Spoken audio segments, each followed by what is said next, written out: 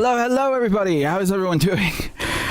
So, please let me know in the comments where you guys are tuning in from, what Stargate galaxy you're in, what village, what dominion, what part of the empire, and sorry to keep you waiting. I think this is going to be one of the most, if not the most important live streams that we've ever done.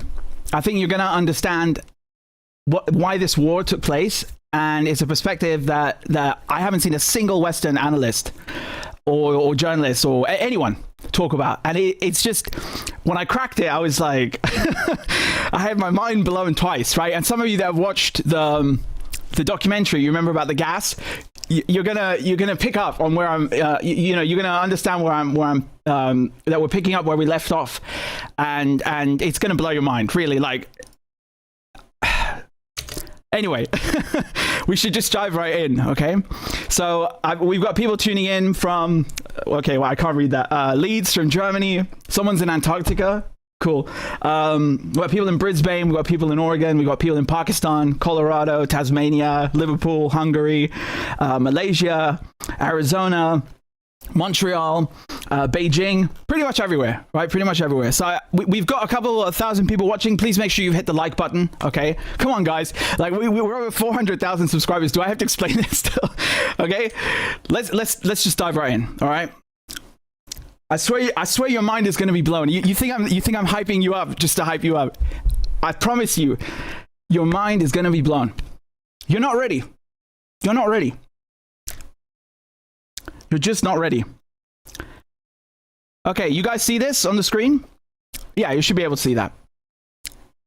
Okay.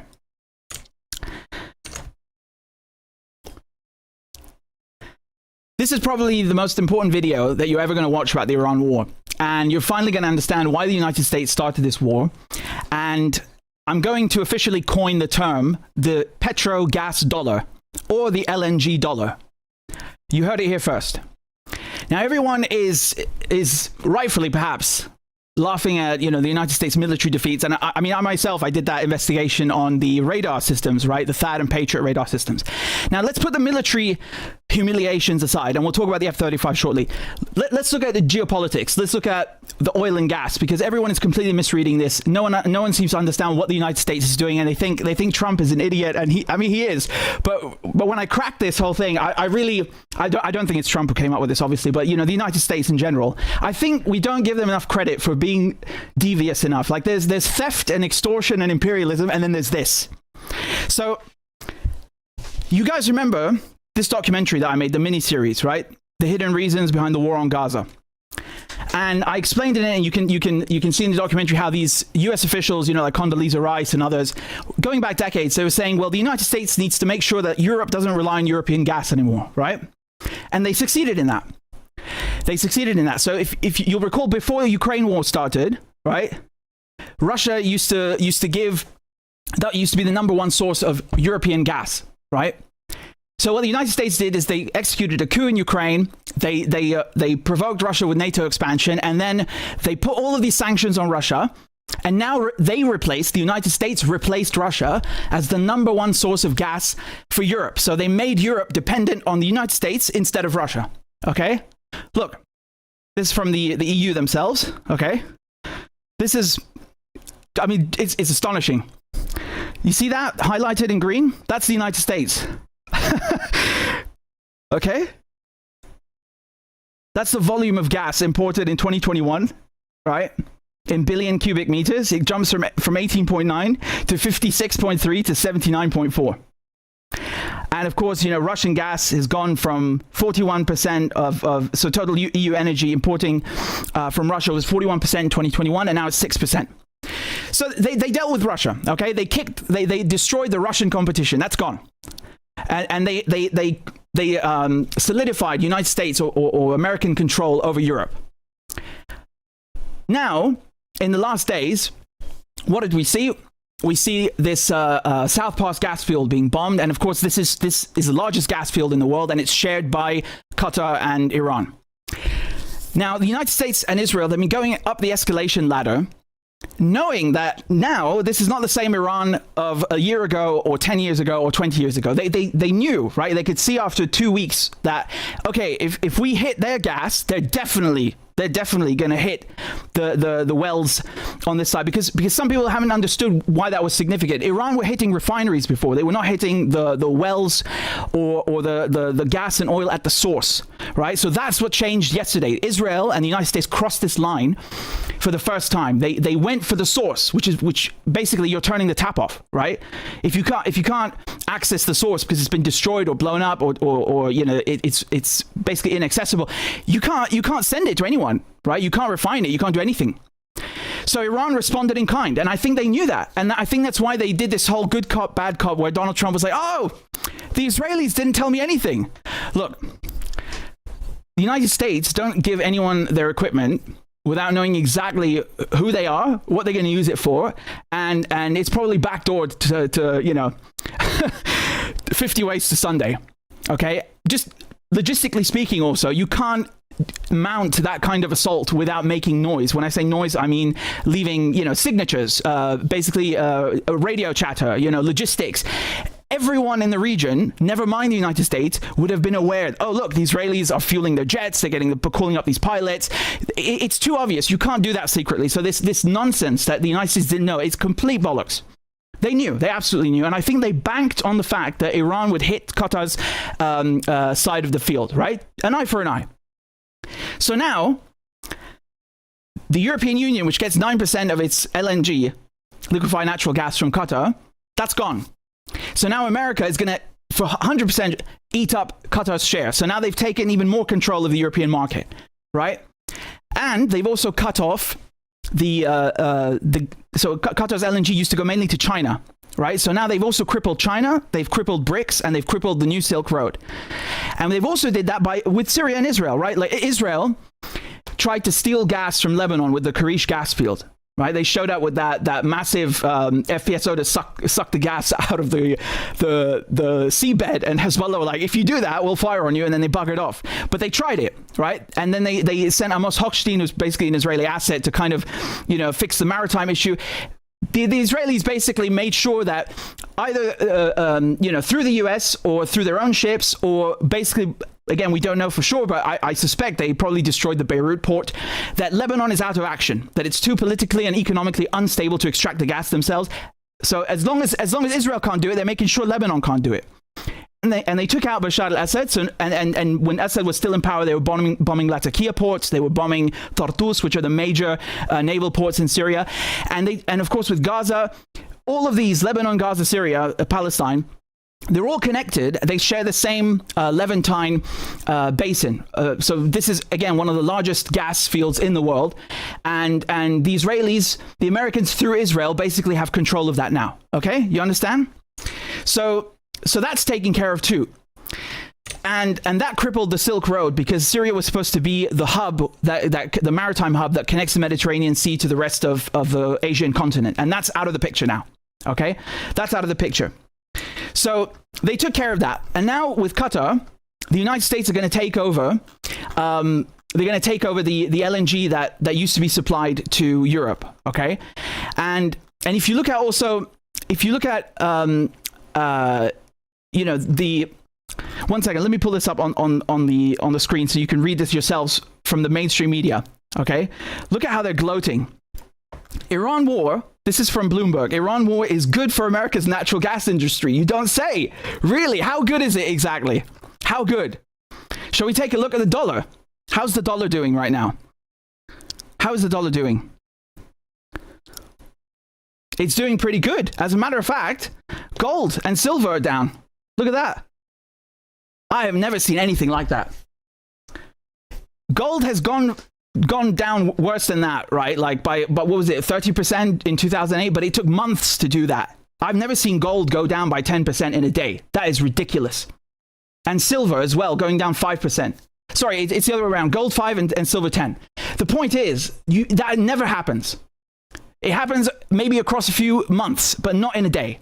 And the reason this is happening is because everybody is scrambling to sell their insurance, which is gold and silver, to get dollars so they can buy LNG, because the United States are the only suppliers left. Do you understand what they've done, the Americans? It's so evil and genius. It's really, like I said, there's theft and extortion and imperialism, and then there's the United States. And this is just unbelievable. And it's not all. It's not all. So if you look at the 1 second.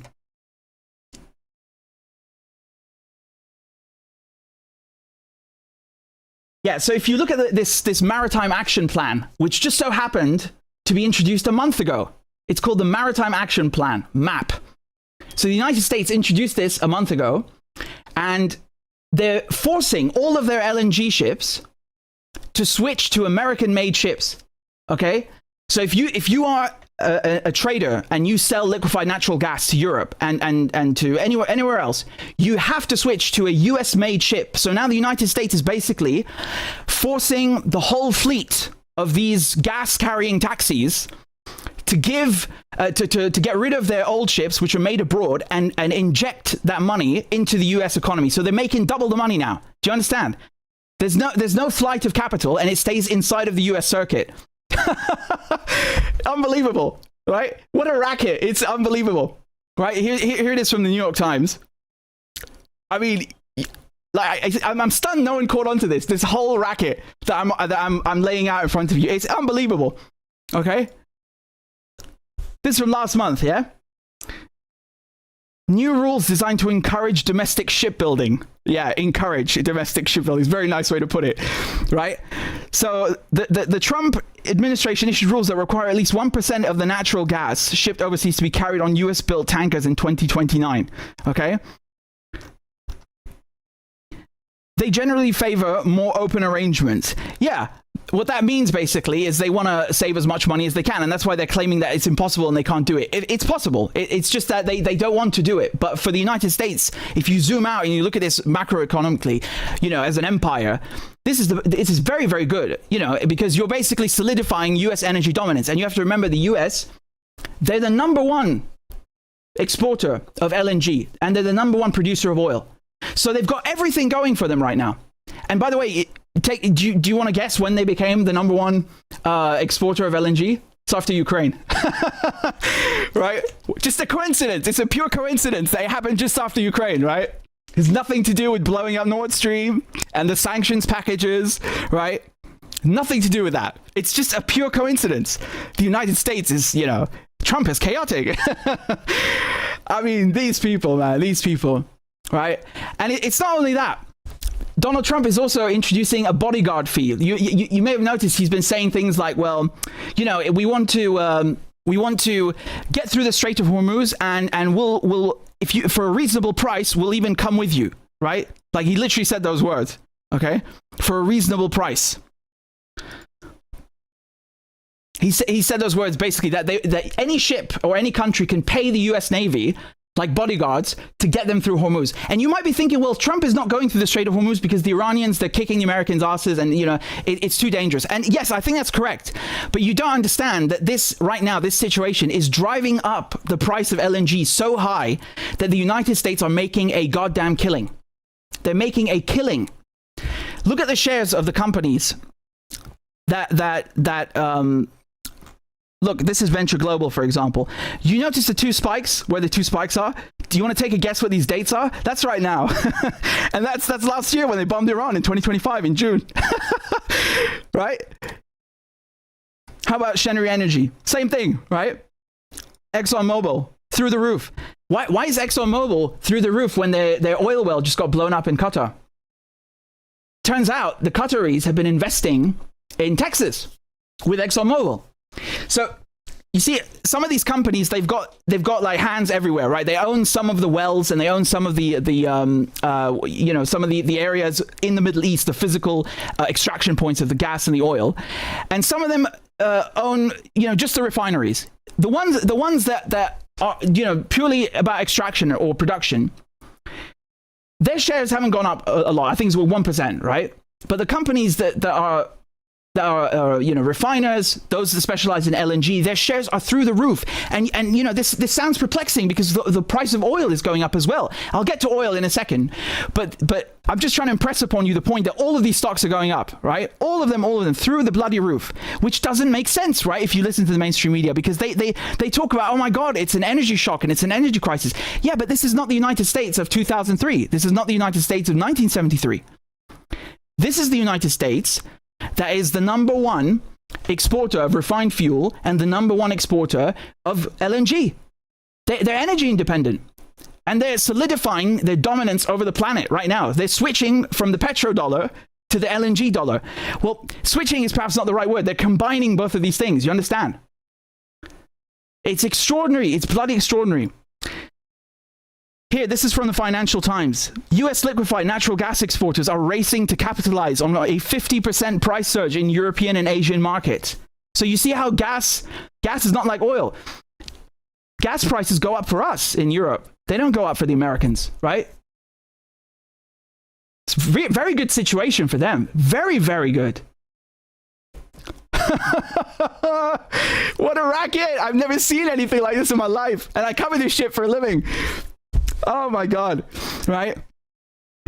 Triggered by the conflict in Iran, not triggered by Washington, which started a conflict in Iran. That's a funny way to phrase it. Which knocked out supplies from LNG powerhouse Qatar. What a shame. What a terrible coincidence. Oh my God, look at all this money. And this is the best part, right? Traders and other buyers of US LNG are rerouting their cargoes to take advantage of skyrocketing prices. So basically, this is the other beautiful thing about this whole plan, is the United States has these ships that take the LNG over and to whoever buys it. And not all of them are in long-term contracts. So right now, you have ships that are rerouting their destination because somebody was willing to pay higher. Right, so that's the level of extortion and blackmail that the United States have imposed on the planet now. It's extraordinary. They have gas taxis or gas Ubers riding the goddamn oceans this second and just changing destination to whoever is willing to pay the most for the gas. I've never seen anything like this. It's comical. It's literally comical. Unbelievable. It's absolutely unbelievable. US LNG destination flexibility allows exporters and their customers to redirect cargoes when geopolitical tensions arise. Yeah. And who's causing the geopolitical tensions? The United States. Win-win, isn't it? So here's a BBC article, which I love this, right? The global winners and losers of the war in Iran. And you would think, after everything I've just told you, which by the way, I'm not done, huh? We're not done. You would think the United States would be in the list of winners. Who's in the list of winners? Oh, it's just Norway, Canada, and Russia. Why would we mention the United States? I mean, this is unbelievable. The United States are the number one exporter of LNG. How can you not mention them when the prices are going through the roof? Look. Look at this. UK household energy bills expected to rise by £332, right? Price cap that dictates a typical British household energy bill is expected to climb 20% in July.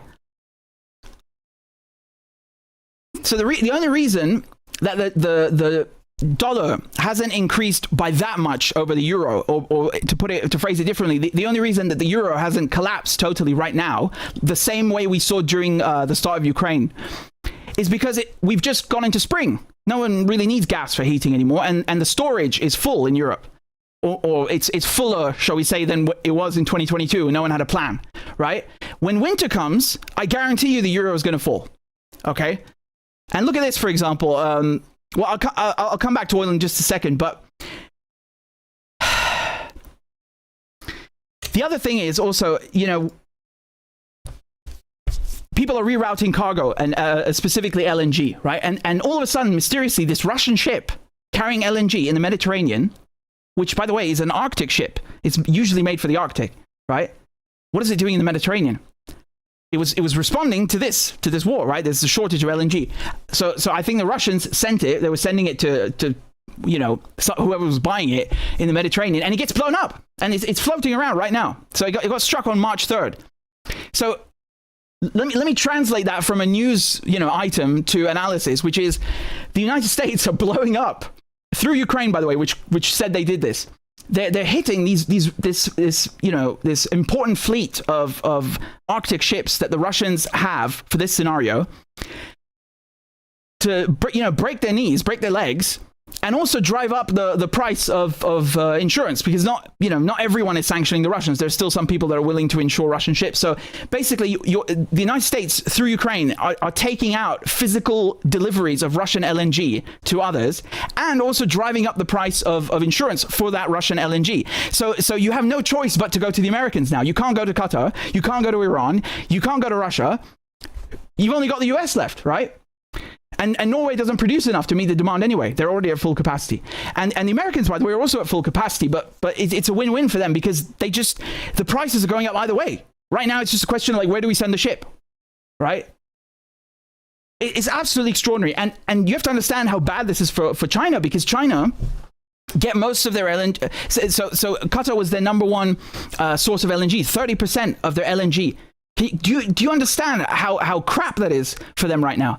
People are looking at Iran and saying, "Oh, Iran are challenging the petrodollar because they're only letting ships through that sell in yuan." No. That's not what's going on. I think the Iranians are compensating the Chinese because they struck the very trains in the Qatar gas field that go to China. Look, this is from Qatar Energy. Okay.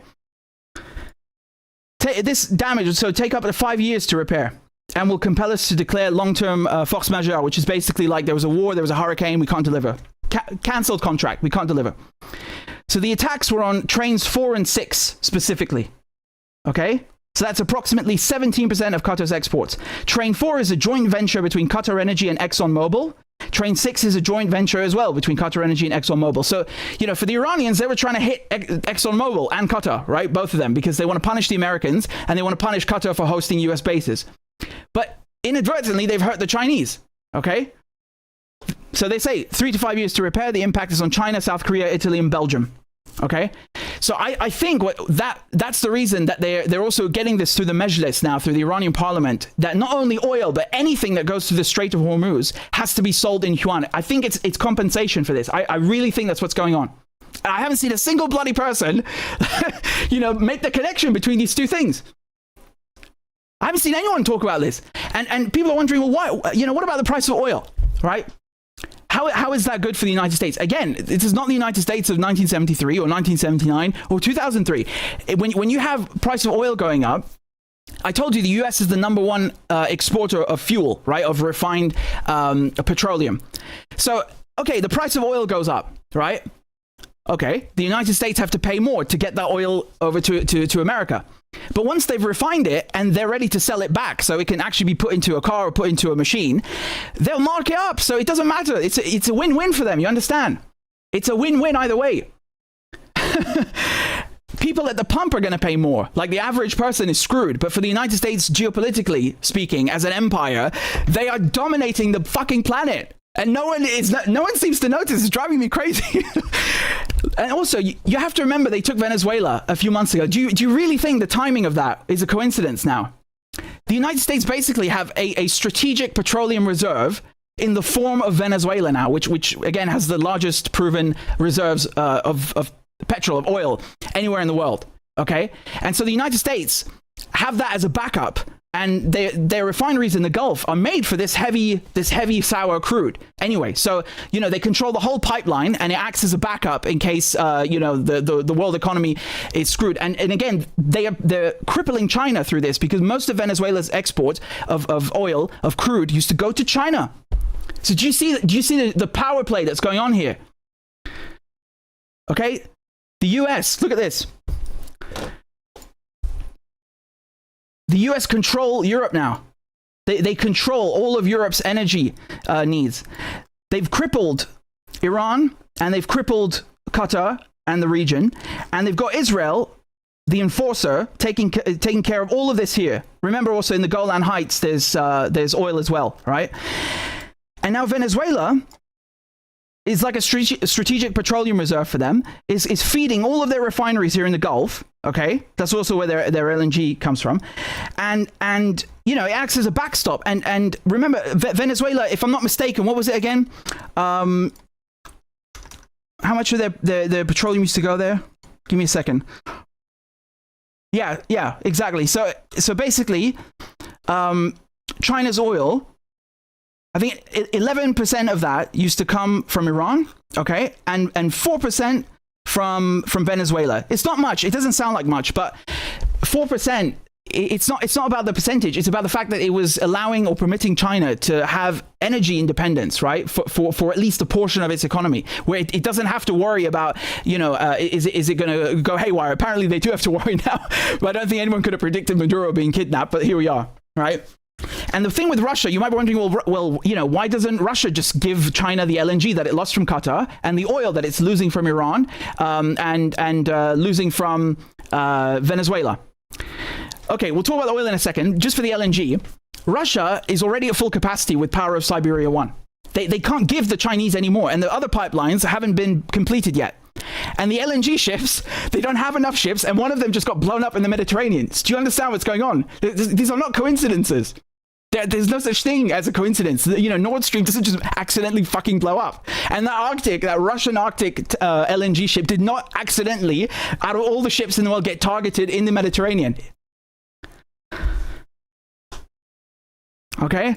So, when it comes to Kog Island, which the Americans are poised to invade now, apparently, people keep talking about the oil. And again, they just don't understand what's going on. You have a lot of Iran's gas infrastructure, which again is connected to the same field they share with Qatar, which is the largest in the world. And I'm just hypothesizing now, but given that the Israelis sent that FSPO ship to suck the gas from Lebanon, from the Karish gas field, and then they were scared away, but they tried it, right? They tried it. I don't think it's too far-fetched that the Americans might try to set up some of those ships just far enough that they're away from Iranian artillery and you know, well, drones. You know, given their success rate, I wouldn't try it myself personally, but I wouldn't put it past the Americans to be sending the Marines to Kog Island to actually take care of the gas, not the oil. You understand? It could very well be that they just want to disrupt Iran's energy needs, because remember that Iran consume most of their oil. Most of the gas. They export half their oil, right? So half of their oil they consume. The rest, 50% is exported. And if I'm not mistaken, most of that goes to China, right? But and at a discount, if I might add, 90% of that goes to China. 90%. So Iran's 50%, the 50% of oil they export, 90% used to go to China. Now they're letting the ships through, but once the Americans, you know, we don't know what's going to happen in the next couple of weeks. That theater of this conflict hasn't really kind of fleshed out yet, or hasn't really been fleshed out. But you know, the Americans, maybe they just want to screw the Iranians in terms of Kog Island, because that's where they process most of their oil, and cripple them economically, or just, you know, in terms of their domestic energy consumption. And both for gas and oil, they could do that. But I think maybe they might be trying to steal the gas and or steal the oil. I mean, you know, when you send 5,000 Marines, the Marines are kind of built for this job of they call securing a position, which is really just stealing the oil, right? That's what it is. So if you know, if I were Donald Trump and I had to choose a force, no, I don't think he even knows, but yeah, I'd probably send, you know, the US Marines and Army Corps of Engineers. Like that's exactly who you would send for this job. You wouldn't send special forces, right? They're not, you're not sending them on a hit mission. It's just you want them to stay there, maybe not 100%, you know, long term, but yeah. So the whole thing is just mind-boggling, right? It's mind-boggling. And you look at the refineries in the US. The US refineries, they have no skin in the game. If a gas field gets blown up in the Middle East, they don't lose any money. That's why their shares have gone through the roof. Okay, because they are safe in America, and that's all they care about. There's no damage to the U.S. mainland or to the U.S. industry, right? But Europe is suffering, and Asia is suffering. China now, they have no choice but to buy LNG from the U.S. I'm sure they will start buying a little bit from the U.S. And that is really, really like that. That doesn't bode well for BRICS and the Silk Road. I mean, this is really shit. You know, people talking about, oh, the petro yuan. Mate, what fucking planet are you living on? The Americans just took control of the whole planet's energy supply, and it like right under our noses, in our faces, and no one seems to realize they've taken the whole thing hostage. I have to admit, it's so Machiavellian. It's not Trump, right? Like, these people have been planning this for decades. We know this, but I didn't expect it to go this far, right? I just couldn't quite connect them. Venezuela and Iran, like I couldn't see all of it, and I couldn't understand what was going on, right? And it seems no one has. Now it all makes sense, and it complements the documentary that, you know, this one that I did in 2024, right? Which you should go watch if you haven't seen it as well. It fits perfectly with the whole plan, right? So now everyone has to go to the US for gas. The US has a monopoly over Europe. They have crippled China, at least temporarily. They've crippled Iran, just by virtue of Iran being under fire, right? The war is on their turf, not America's. And now they've driven up the value without having to invest anything, really. And I mean, the money that they're losing in the war in terms of, you know, the radar systems, do you think they give a shit? You know, if I were in their shoes, losing even 10,000 troops or whatever, and losing all of the radars, and even being kicked out of the Middle East because NATO have just been kicked out, is worth controlling the planet's energy supply. I mean, it's strategically speaking, it's not even comparable. It's not even comparable. The trade-off is nothing in comparison. Nothing. They're deindustrializing Asia and Europe. All these companies now have to go to the US, not just to buy the gas, but because they can't afford the rent, and they can't afford to keep bringing the you know, oil and gas over at these prices. So it's cheaper for them to just go to America. So now the Americans have not just marked up the prices for whoever's willing to buy it abroad, but they've encouraged everybody else to come to their base, right? And inject that money and invest that money in their economy and keep it in that closed circuit. So it's a win-win-win-win-win situation. Unreal. Absolutely unreal. Now, of course, for gas prices, like I said, they're not going up for US consumers, right? Gas prices, I'm talking about natural gas. I know in America, like, when, you know, people say gas, they talk about gas station, like at the pump. That is going to go up, yeah. But again, for the US as an empire, they don't give a shit about you. I mean, like, you know, they don't give a crap about the average worker. For them, it's worth a recession or you know, even an administration. Like, imagine tomorrow, you know, for some reason the government collapses and then another one takes place. It's worth it. It's worth it for these corporations to have a little bit of political instability, or, you know, a little bit of public outcry, in order to control or have energy dominance over the planet. And, you know, someone might make the argument, well, if the price of oil keeps going up, then that's going to hurt the United States eventually. Yeah, that's true, but everyone's economy is going to shrink, and the United States will still be the number one. So that's the counter argument I would make. Again, it's a win-win-win-win-win situation. And now, of course, this is a plan that the Americans have hatched. It doesn't mean that it's going to come to fruition, right?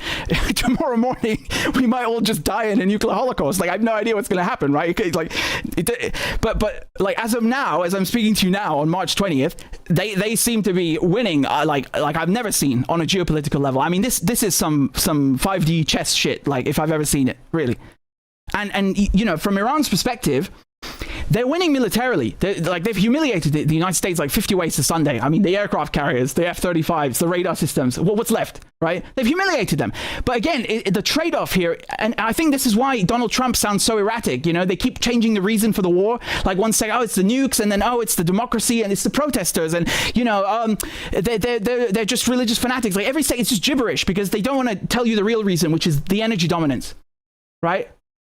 And the reason they've lifted sanctions on Russia, you know, this 30-day waiver, and on Iran right now in the last hour for 30 days, it's not because they like anyone. They just, it's like a pressure valve. They're trying, you know, to buy time as they take over the planet's energy supply. They're buying time just to make sure the whole economy, the whole world economy doesn't crash. That's all it's about. And you know, I've just seen like some Israeli journalists like going ballistic. Oh my God, the Americans are giving Iran 14 billion. Like, you fucking moron. Like, they don't understand anything. They don't understand. Like, they're so dumb and narrow-minded. They can't even grasp the bigger picture, you know? Like, as if the United States gives a shit about it giving Iran anything except death and destruction. Like, I mean, look at them. They're bloody bombing them. Okay. Only an Israeli could come up with that line, honestly. So, you know, that's where we're at. And honestly, I mean, you have to give the Americans credit for this maritime action plan. Like, it's the most American thing I've ever heard of. Like, not only we're going to control the world's LNG, we're going to make all the ships be American, built in America, so we make double the money, right? It's so American. It's so bloody American, right? So, like, any LNG tanker that's not certified to U.S. security standards, it's not allowed to export LNG. So basically, they're making. And by the way, for oil, there's a tax as well. I forgot to mention, and not just oil, actually, any cargo, but of course it affects oil. So based on how much, like the larger the volume that you're importing into America, and that includes crude, right? Like if you are refining crude, which is, again, the United States is the #1 refiner, you have to import the oil from somewhere, the crude oil. So all of these ships that are bringing in oil to the US now have to change over to US-made ships. Otherwise, they have to pay tax on the volume of oil that they're bringing in. So either way, the US wins, right? They either get the toll or they get the ships made in America. It's so fucking American. I've never seen anything like this. The level of extortion, like multi-layered fucking blackmail. It's just, it's something to behold, really. Only the Americans could have come up with this shit, right? They make the East India Company look like amateurs. Amateurs, like complete bloody amateurs. And of course, you know, in this whole war, the United States is safe, right? There's no US civilians being hit, or US companies, or the industrial heartland of the United States is 100% safe. Like, it's a win across the bloody board. 100%.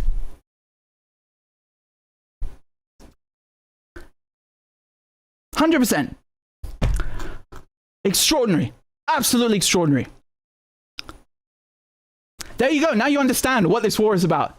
Now you really understand what it's about. Forget this nuclear bullshit. Forget the democracy. We always knew that's rubbish. But now you really understand what is going on. This is, I think, the most important video you'll have ever watched on this war and on geopolitics. Send it to everyone you know, because you're never going to get this on mainstream media. And I haven't seen a single other analyst anywhere in any language giving you what I just gave you, laying out the whole picture from A to Z. Again, look at this map. They've crippled Russian supply to China. They've crippled Russian supply to Europe. They've crippled Iran and the Middle East. And now everybody has to go to America for their oil and, for their gas. And of course, they've got the oil in Venezuela now. And who knows what they're going to do with Kharg Island. But, you know, win across the bloody board. It's extraordinary. And even right this second, as we know that gas prices are going to go up in Europe, the European Union still refused to lift sanctions on Russia because, of course, they're controlled by the United States. Why the fuck would they lift sanctions? Anyway, I think my point is well taken. You're welcome. It's crazy, isn't it? It's absolutely crazy. Sorry, I just want to look at the comments for a second.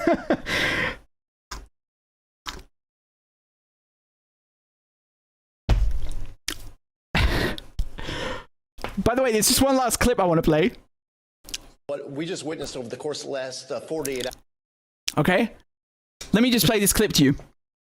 What we just witnessed over the course of the last 48 hours is that many countries in the Indo-Pacific are gravitating towards the United States. We had over $50 billion worth of deals with U.S. companies. All the dialogue that has taken place has been with an understanding that by entering into new deals with the United States, it allows them to reduce their reliance, which was so heavily concentrated in the Middle East. And on top of it, it takes just a fraction of time to get that energy supply to Japan and these other countries compared to 28 days to get it from the Middle East. It'll take 8 days to get there from Alaska. So that is another dynamic. What we just witnessed over the course of the last. So, you know, you've got all of these US outlets and pundits going, well, yeah, you know, they just give you like bits of information, but they won't spell it out clearly that the United States is just making a fucking killing from all of this, right? And even to this day, they won't tell you, like the one I just showed you about the BBC, right? Like, just simply stating the fact that the United States is the #1 supplier of LNG to Europe. Europe is dependent on the United States for that. They can't even state these simple basic facts that would give you, you know, sort of like an understanding of, oh, okay, so you just switched Russia for the US. That's what's going on. No wonder the US wants this war to keep going. They want sanctions to stay on Russia, etc. They can't tell you that, right? I mean, And here's the oil, by the way, right? You can see how it's going up for everybody else, except not that much for the Americans, right? Not on the same level. Not on the same level. Right? It's never quite on the same level for them as everybody else. And this is Trump when he said, effective immediately, I've ordered the United States Development Finance Corporation, DFC, to provide at a very reasonable price, right? Like he's I mean, it sounds so ridiculous, right? The president of the United States saying, offering a bloody service like this. Political risk insurance and guarantees for the financial security of all maritime trade, especially energy traveling through the Gulf. This will be available to all shipping lines.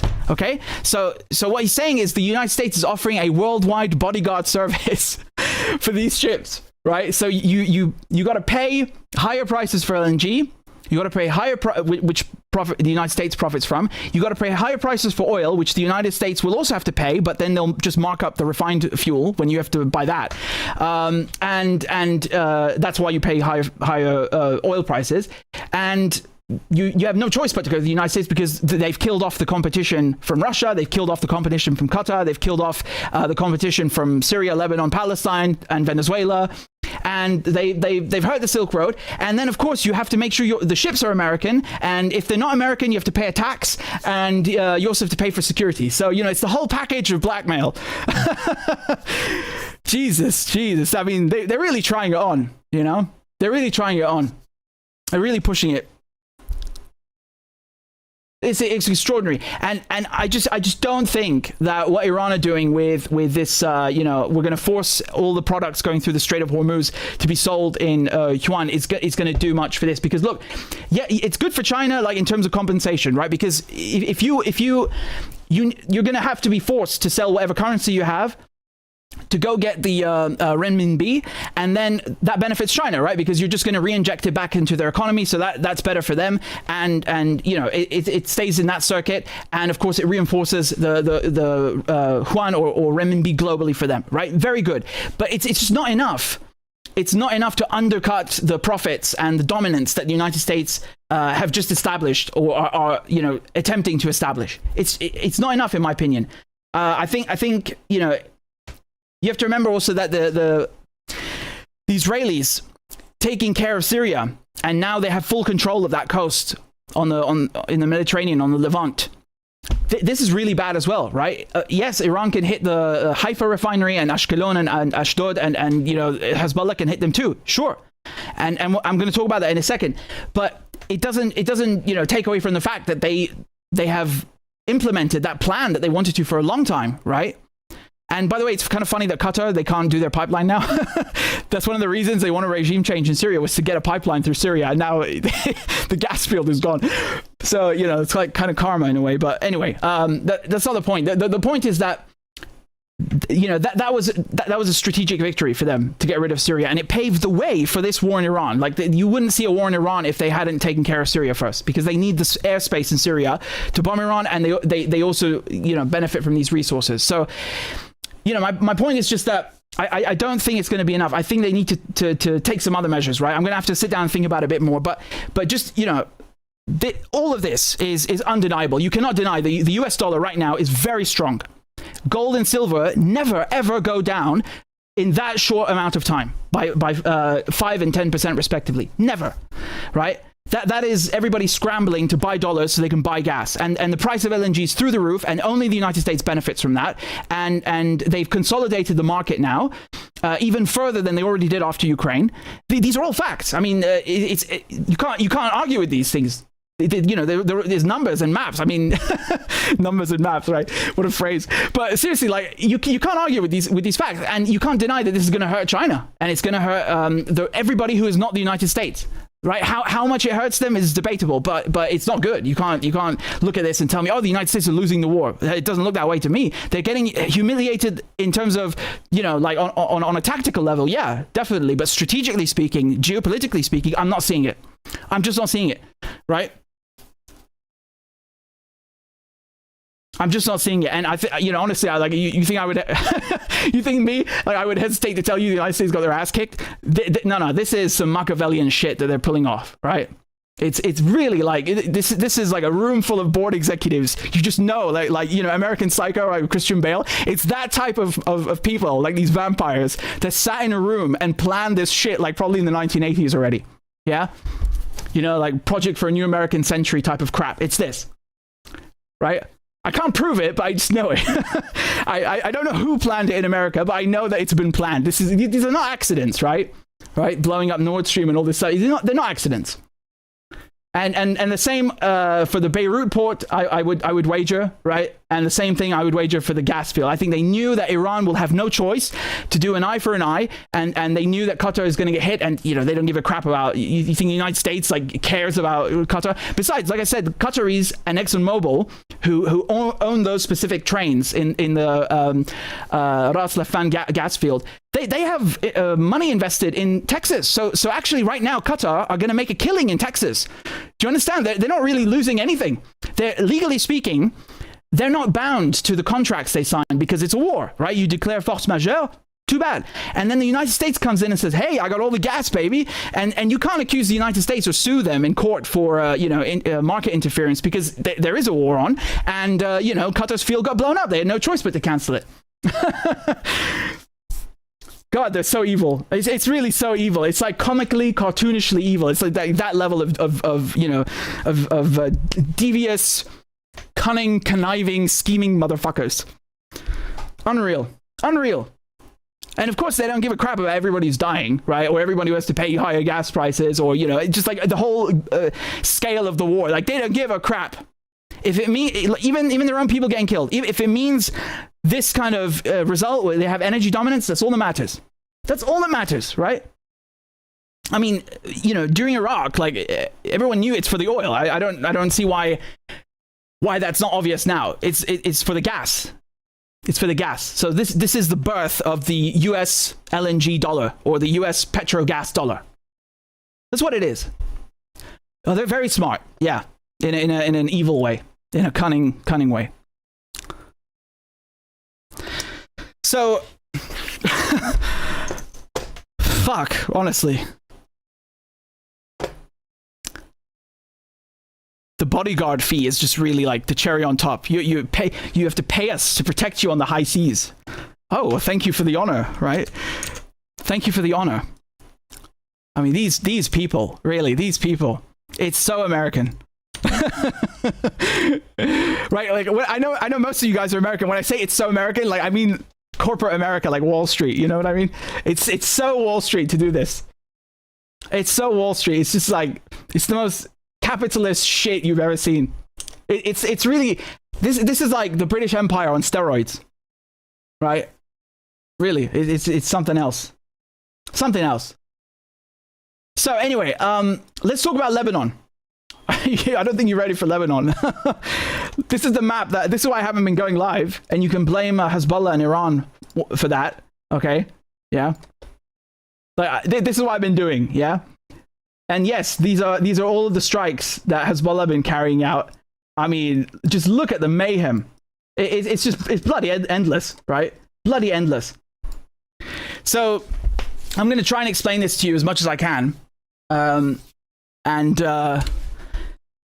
Give me a second, right?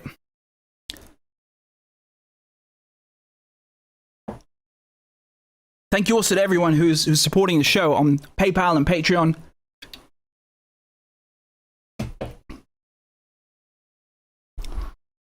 I usually read the comments and, answer questions.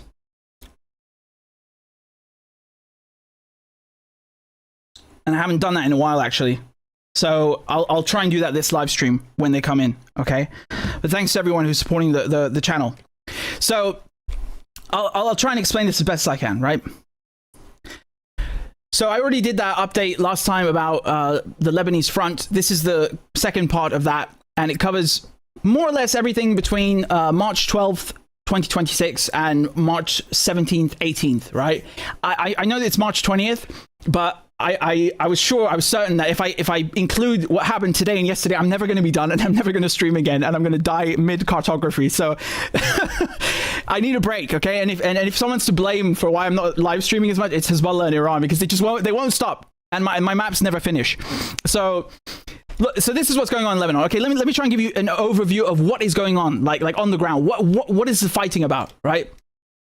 So the Israelis basically, you know, I've put these zones in red, and I know it's very, very faux pas in cartography not to include a legend, but because this is a video and it's interactive, I think I can make an exception for myself. You know, in the French school system, they drum this like into our heads from like 12 years old about cartography. Yeah, like you have to start making maps since 6e, you know, and you know, and not having a legend is a bloody, it's the #1 crime. But again, I think I can make an exception because I'm explaining it orally. So what I've done is I've made these red boxes. And now you have to understand that these kind of overlap, okay?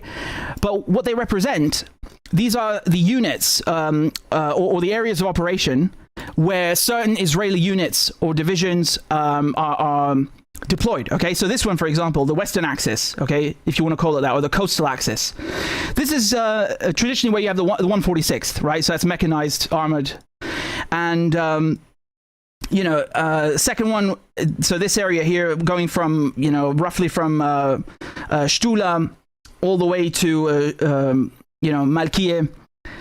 That's usually 300th Brigade or 91st Division, right, infantry. And then the third axis up here. So this area, you can see it sticks out up here, right? They call it specifically here the finger. I'll come to that in a second, but just like kind of flanking it, yeah?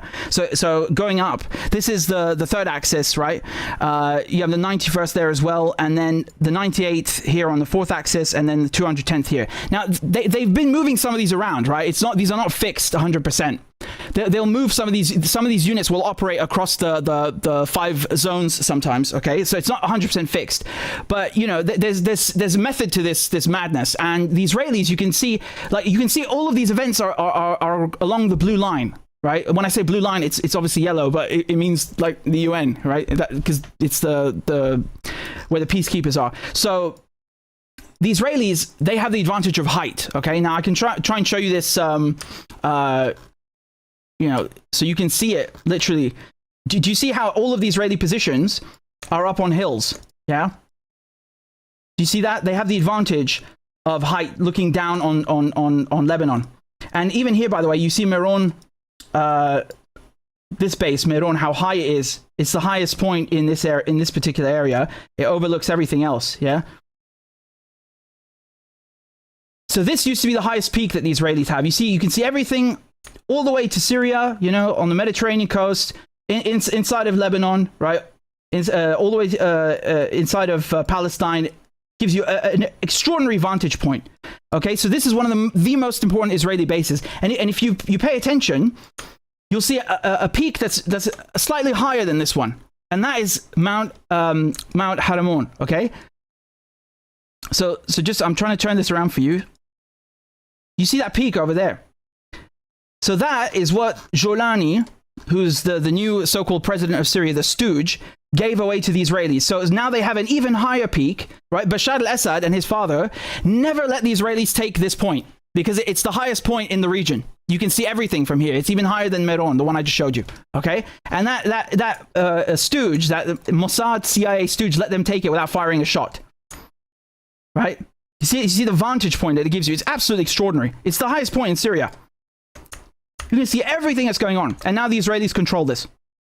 They control this now, thanks to the revolution in Syria. So anyway, let's go back and focus on Lebanon. So I've divided these into a couple of groups, okay? What I've tried to do is do them by military logic, right? So this is, again, someone who's actually been in the military will probably correct me on a few slight points, but I think I've got most of it right. Okay, so if you know someone's gone to West Point or Sandhurst, will know the categories I've divided them in. The first one that I've done is ISR, so basically blinding the enemy. So that includes radar, that includes the signals intelligence. So these hills that are all along the blue line are usually occupied by these radio towers. I mean, anyone who's been to southern Lebanon knows exactly what I'm talking about, right? Like along the ridge line, they've got all these red and white towers, and you've probably seen them in Hezbollah videos where they target them and blow them up. And so it's not just a physical vantage point, but they also put those towers there to feed their signals intelligence and electronic warfare apparatus. Okay, so what Hezbollah have been doing Okay, they struck. First of all, I'm not giving you these in any particular chronological order. I'm just telling you the main ones that have been struck and why they were struck. Okay, so I mean the first one is that I'm going to point to as middle one, the one I just showed you, that mountain peak right up here. This base, they struck the radar here. They struck it several times in the last couple of days, okay, with rocket attacks, and they struck the radar. So both the command and control and also the actual physical radar equipment, okay? So the whole point of that is to suppress the Israelis' ability to detect launches, to coordinate, not just to detect them, but to get past them on basically to the units that are in the field and to the air defense batteries. That's the idea, right? It's blinding the Israelis. This is the most important point in southern Lebanon that they occupy, the highest peak, okay? Other than that, there's also Ramat David Air Base. So they also, this is, you can see it, further south, right? So they've got radar and control rooms. Those are both targeted here as well. So Hezbollah have been targeting a couple of things, right? You remember in the first video, they targeted the aviation fuel. And again, these are not placed 100% accurately, right? Because the Google Maps, of course, don't tell you where the Israeli bases are for some weird reason, right? And none of the Institute for the Study of Warfare maps do either, but they name all of the Lebanese points, right, for some weird reason. So, I've mapped the ones that I can, but this is the airbase, right? This is the exact airbase. So, they hit different things. Sometimes they hit the the barracks, they hit the command and control, they hit the fuel depot, right, with these big targets like Ramat David, okay? So those are the main radar and early warning sites that Hezbollah hit, okay? Now when we talk about signals intelligence, this one was really, really crazy. Look at Elah Valley, how far that is, right? Okay, look how far away that is from the front. This is like 175 kilometers, okay? So you can see I've used for signals intelligence, I used the all-seeing eye, right? Hezbollah smoked this, okay? I mean, someone filmed it, right? Some Israeli drove past this and filmed the destruction to these satellite communications systems. And let me just show you the video a second. Yeah, here it is, okay? הנה, תראו מה הולך. פגעו פה ב...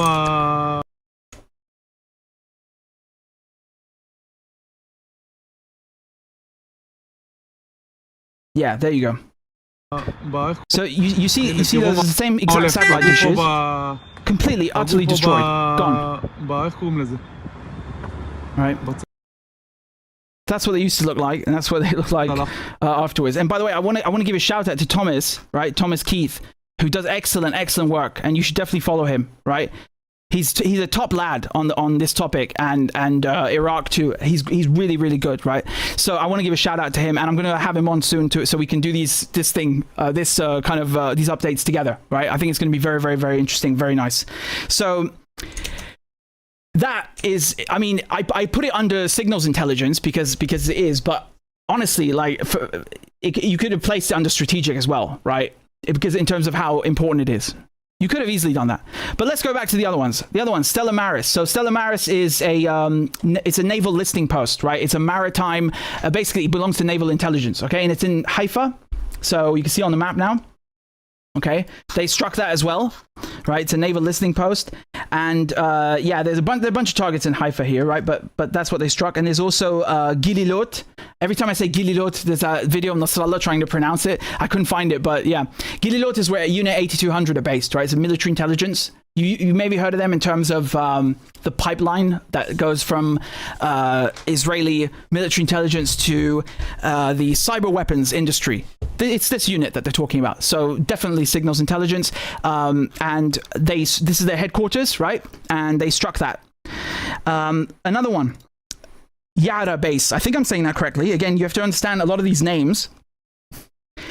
They used to be Aramaic. And in Arabic, they've been kept as they've always been for the last 2,000 years. But of course, the Israelis who cannot speak Aramaic or Arabic and can't pronounce any of it because they're Europeans, they changed the names. and then it's written in Latin. So you've got, it's gone from Aramaic and Arabic to bastardized modern Hebrew, quote unquote, and then to Latin. So normally I'd be able to pronounce it, but I just don't know. I don't even know what it was originally, right? I think it's Yara base. So this is where you have the 300th Brigade that are headquartered, right? So that's on the ridge line, okay?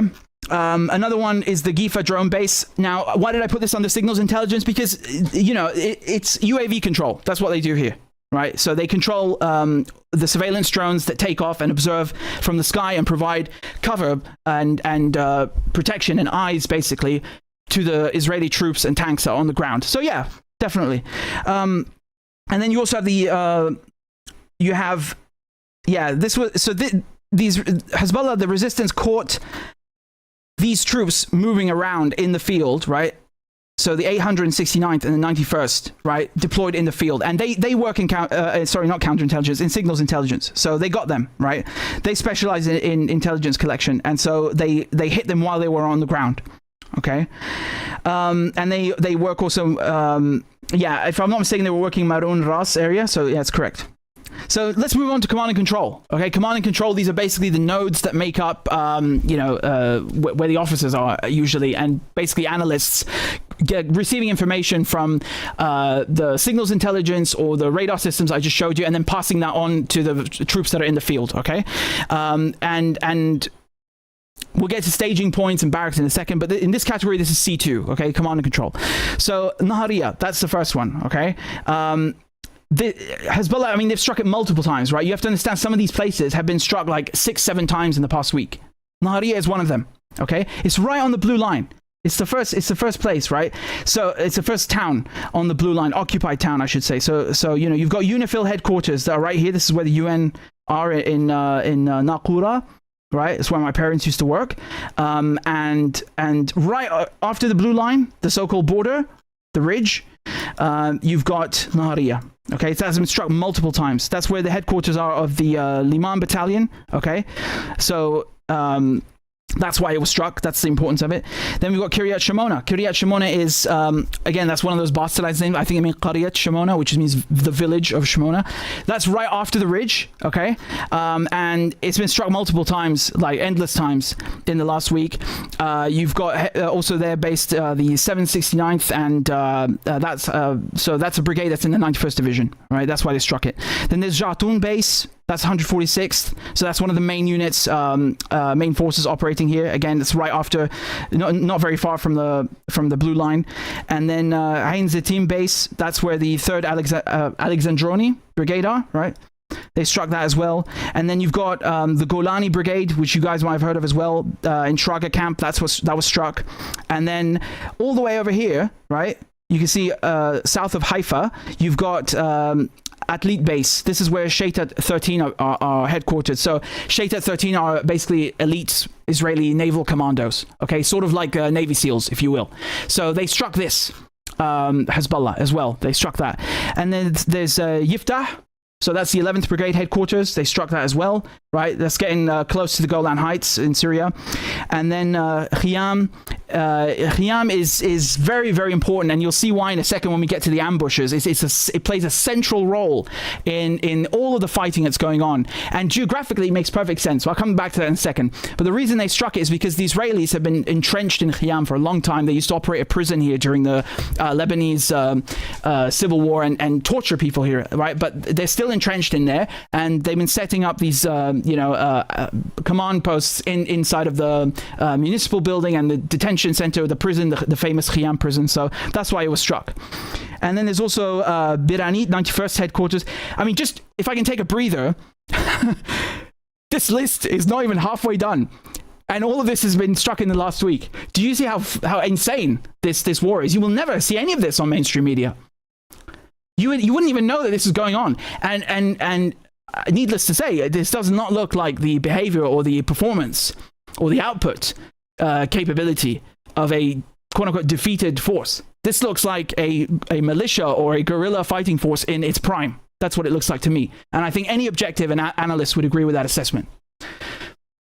So yeah, they hit the 91st headquarters here in Biranit, and then they hit Nafah base.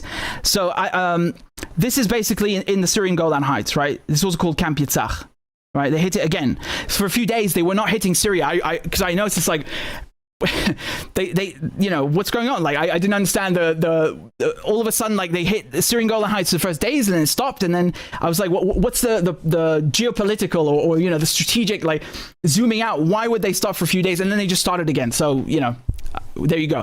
I'll talk about Jolani again in a second, right? I know what some of you are thinking of, which headline, but yeah, they struck this 210th headquarters again.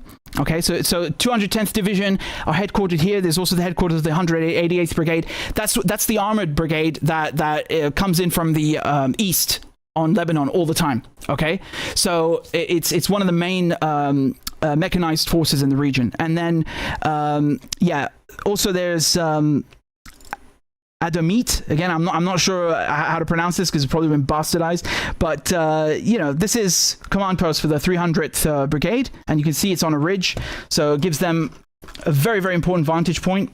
Okay, like with a lot of these Israeli posts. And then there's also Mtulle. So Mtulle is again another one of these occupied villages, and it's very critical, very, very critical. You'll hear about Mtulle. And again, if you look at the spelling, Metula is definitely wrong. It's Mtulle. It's not Metula. But it's very critical. Okay, so it has logistics for the 98th Division, and you know, it's one of the like frontline primary command and logistical hubs. Okay, that's what you need to know. So they've hit it many times. Okay, that's one of the key villages, and why? Because it's in that usba, in the finger. Right here, you can see this protruding line on the in the geography, right? And the reason it protrudes is, of course, because of the elevation. If you look at the ridges, right, it's because of the ridge line. It's all about the ridge line. These are not coincidences. Why the blue line was drawn there and why the Israelis have positions there. It's no coincidence. It's all related to the geography. And what the Israelis are trying to do, I kind of wanted to save this to the end, but what they're trying to do really is get through, especially Akhiyam. Why? Because they want to do, so, you know, an operational pincer. It's not a traditional pincer movement because you need two forces for that, you know. But this is, if you look at the map, okay, the Litani, which is the river that goes out of the Mediterranean and then kind of across Lebanon in the south, okay. Just like, you know, where Sur or Tir is.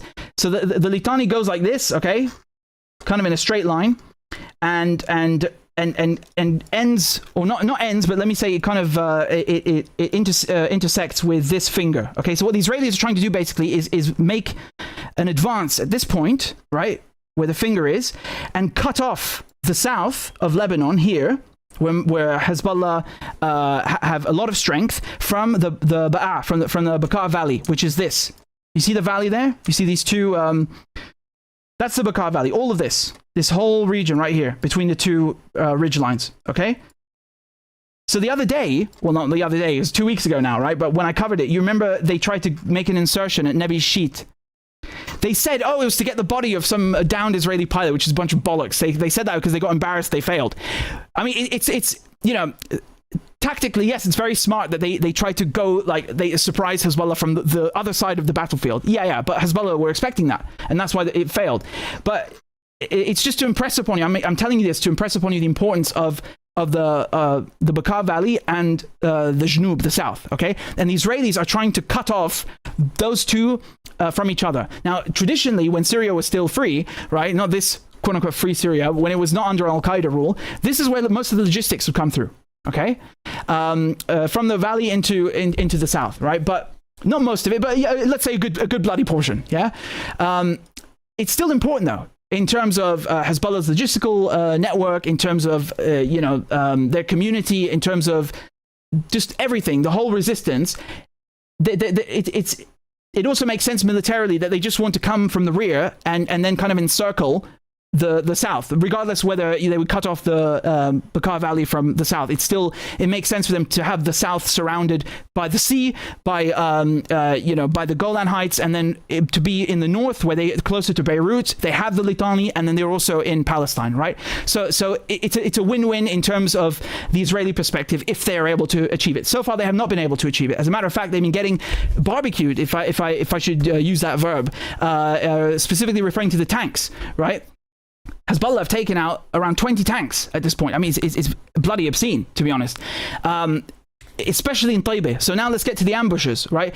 Ambushes perhaps not the right category term. I think I call them tactical attrition, right? So it's basically you're going after logistics, you're going after staging points, and you're going after the actual troops and vehicles that are in the field itself, okay? So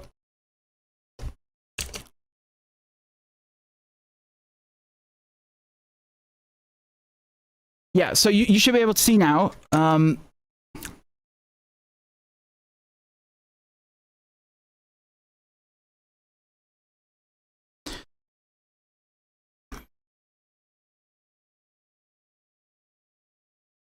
So when you talk about tanks, Taybeh has been really like the graveyard of the Merkaba, okay?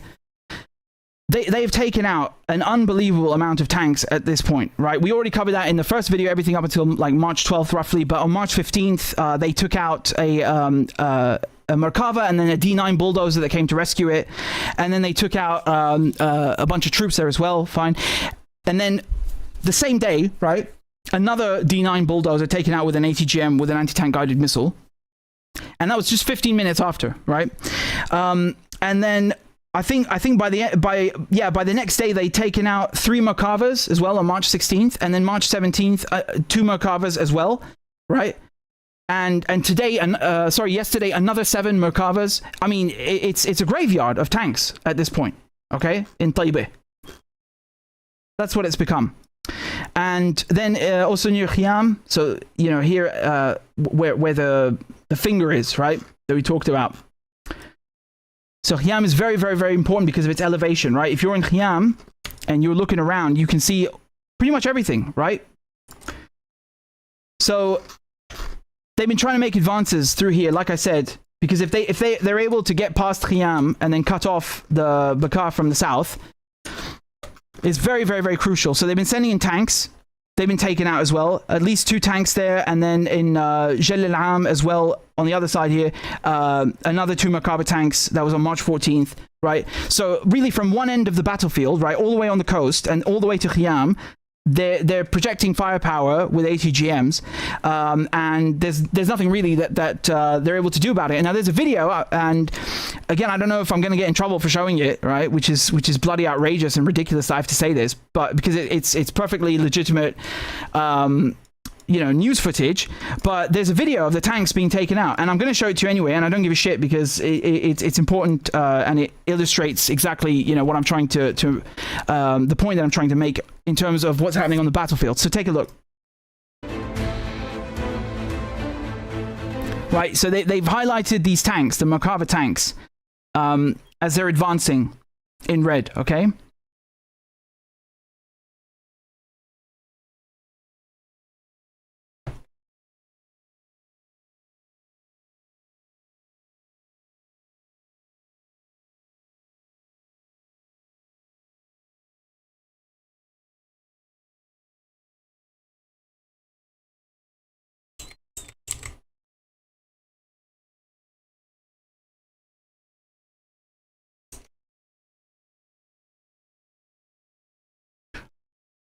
Right, you can see them getting hit, yeah? So the smoke bellowing out. And what they do usually, what happens is they'll wait for the rescue crew to show up. So that is maybe another Merkava tank, or it's another, it's a D9 bulldozer, okay? Because what the Israelis do is they don't leave the tanks there. They try to rescue them because of the crew, if they're still alive, and of course because they can sometimes, if they're lucky, fix the tank or just use the scrap metal, whatever. also generally speaking in war, you don't want to leave anything of value behind for the so-called enemy. So the point is Hezbollah usually waiting around and they do a double tap, right? I know double tap traditionally when we say that, it usually means the Americans or Israelis murdering medical workers. In this sense, it means they're hitting the rescue squad, which is usually more of the mechanized division that was there in the first place, okay? Just so you understand. But just going back to the map, okay? To what we were discussing, yeah?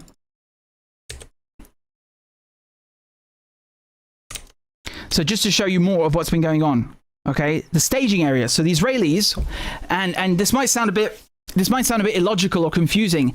Like, why would Israeli troops gather in a position where they're exposed and then get fired at? Well, the problem is with warfare in any army is you have to assemble at some point, right? Like you have to get, it would be chaotic otherwise. So you have no choice but to get your troops together in one place and then, do the mission. Or carry out the objective. So what Hezbollah have been doing is they're waiting for Israelis to gather at a certain point at what is known as an assembly point or a staging area, and then hitting them when they're there. Okay, and like it's one of the most common things or attacks that they've been launching. It's probably the most regular and consistent. Okay, so in Mays el-Jabal, for example, they hit Israeli troops there. Everywhere where you see these. Yeah, hold on. Let me fix that a second. You see these icons where I've put the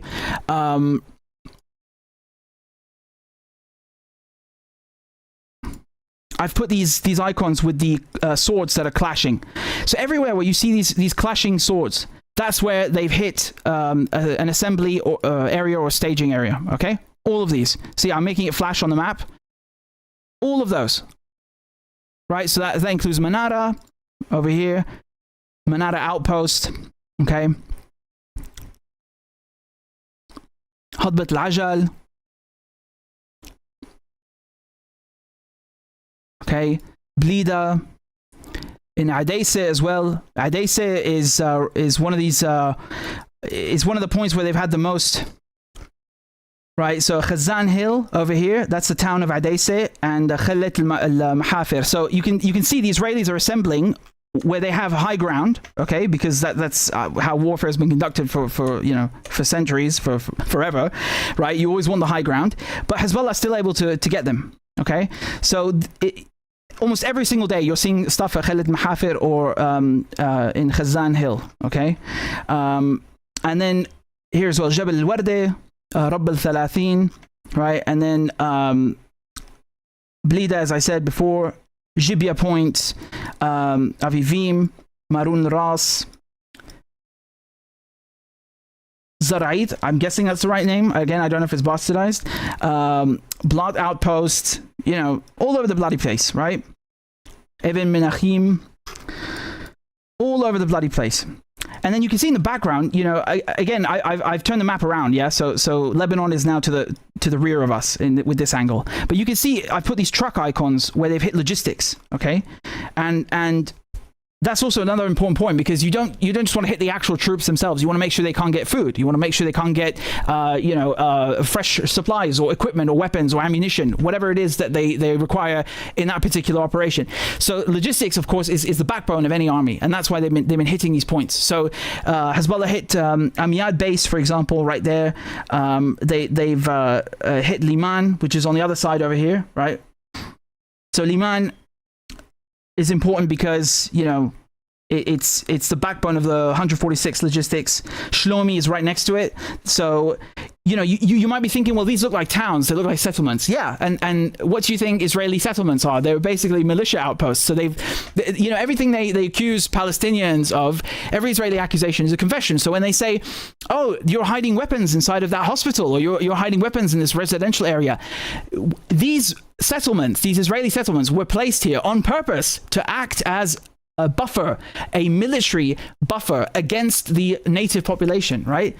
American, European settlers in America did the same exact shit. That's why you have tons of places called Fort blah, blah, blah, right? They would build these colonies to create a border, an artificial border against the native population. And the Israelis have done this in Gaza as well, right? Exact same thing. These settlements are the most militarized. They have, you know, ammunition depots and barracks in the bloody place. It's so, you know, again, it's pure hypocrisy, but that's what it is. That's what it is. Okay. Goren is another one. There's another important assembly point, but also does logistics. Okay. And then right next to it, you have got Gornok Hagil. Right. Again, I don't know if I'm saying the bastardized version of that name or not. Here's another very, very, very important one, which is all the way in the rear, and this is the headquarters of the 7200 unit. Okay. Now, I put this under logistics because they do repairs for a lot of the mechanized the Israeli vehicles, right? So yeah, I'd say it's logistics, definitely, right? If you're impeding their ability to repair, that's logistics. So yeah, and there's also the Beit Lid barracks, right? So that's basically, you know, I think Nahal and paratroopers do that, yeah. And then in the Golan Heights, you've got a Snobar or Tsnobar. Again, I don't know which is the right pronunciation, but it's in the Syrian Golan Heights. They also do logistics. Very, very, very important for local logistics for the commanders. Now, if you look at the SEAD. So SEAD is basically suppression of enemy air defenses. Why would Hezbollah hit air defenses? They don't have fighter jets. Well, they have drones.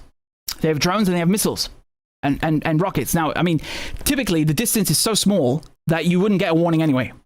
Okay? If Hezbollah are firing a rocket, it's so low and the distance is so short, you wouldn't get the Israeli settlers would not get a siren anyway. Now, for missiles that, you know, going all the way to Elah Valley or to Haifa, etc., you might. Right? But ideally, you want to make sure the Israelis can't see. That's why these Hezbollah are taking out the radar and early warning systems and signals intelligence. And also, they will take out the actual air defense sites that would shoot down the missiles. You understand? So that's what SEAD is. That's what this category is about. Okay? So that's why they took out, they struck Ain Shemer, right?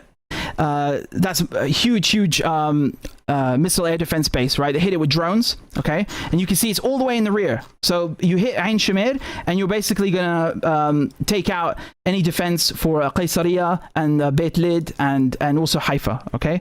And then also in Qaysariya itself, they took out an air defense battery with missiles, precision missiles, right? I think Netanyahu has a spot here, right? He lives somewhere here. I think he probably chose Qaysariya or Caesarea, right? Because it's named after the emperor Caesar. Probably, you know, that's why he chose. I don't know. It's just maybe a coincidence. Anyway, and then there's another place called, again, I have no idea if I'm bastardizing this, Ma'alot Tarshiha. What a name. Yeah, so they struck that because it's got air defense. They've struck it multiple times, right, with precision rockets, precision missiles and rockets. And there's also Camp Kala, that's in the Golan Heights. They struck that as well, right? Important air defense battery. And then in Sharqiyeh, they struck that as well. I put this in this category. It was a helicopter, an army helicopter that they shot down, and I put it in here because, I mean, it was, as far as I know, if my information is correct, it was an armed helicopter. It wasn't a troop carrier, right? It wasn't like a Black Hawk or something. So yeah, I would put it in terms of, you know, not strictly air defense, but yeah, it doesn't fit in any other category that much, does it? So that's where I put it anyway, right? Very, very significant what happened at Sharqiyeh. So that's pretty much it for the anti-air defense. Now, when it comes to strategic, right? And there's, of course, a whole bunch of others that we didn't even go through, right? I mean, really, if you look at, I mean, there's Al-Abbad, there's, you know, Ben Gurion that was struck again by Hezbollah and Iran simultaneously. There's also, you know, I'll talk about Ashkelon and Ashdod afterwards with the fuel. But, you know, Shtula, there's so much on this map. It's just ridiculous. It's really absolutely ridiculous, the scope of it all. Every single day, dozens and dozens and dozens of this stuff, right? Like I said, most common is they're hitting troops with rockets, but today alone, they broke the record. March 20th, they did 51 operations alone, okay? And I think this is the latest video that came out, right? Yeah. So this is the one against the Alexandroni Brigade, right? That I showed you, here, yeah? That's Ain Zetim, okay? Or Zaytim. Again, I don't know if I'm saying it right, but this is where their headquarters is, right? 3rd Alexandroni Brigade. So this is the same exact operation that targeted this one with drones, okay? So let me put it on the screen for you.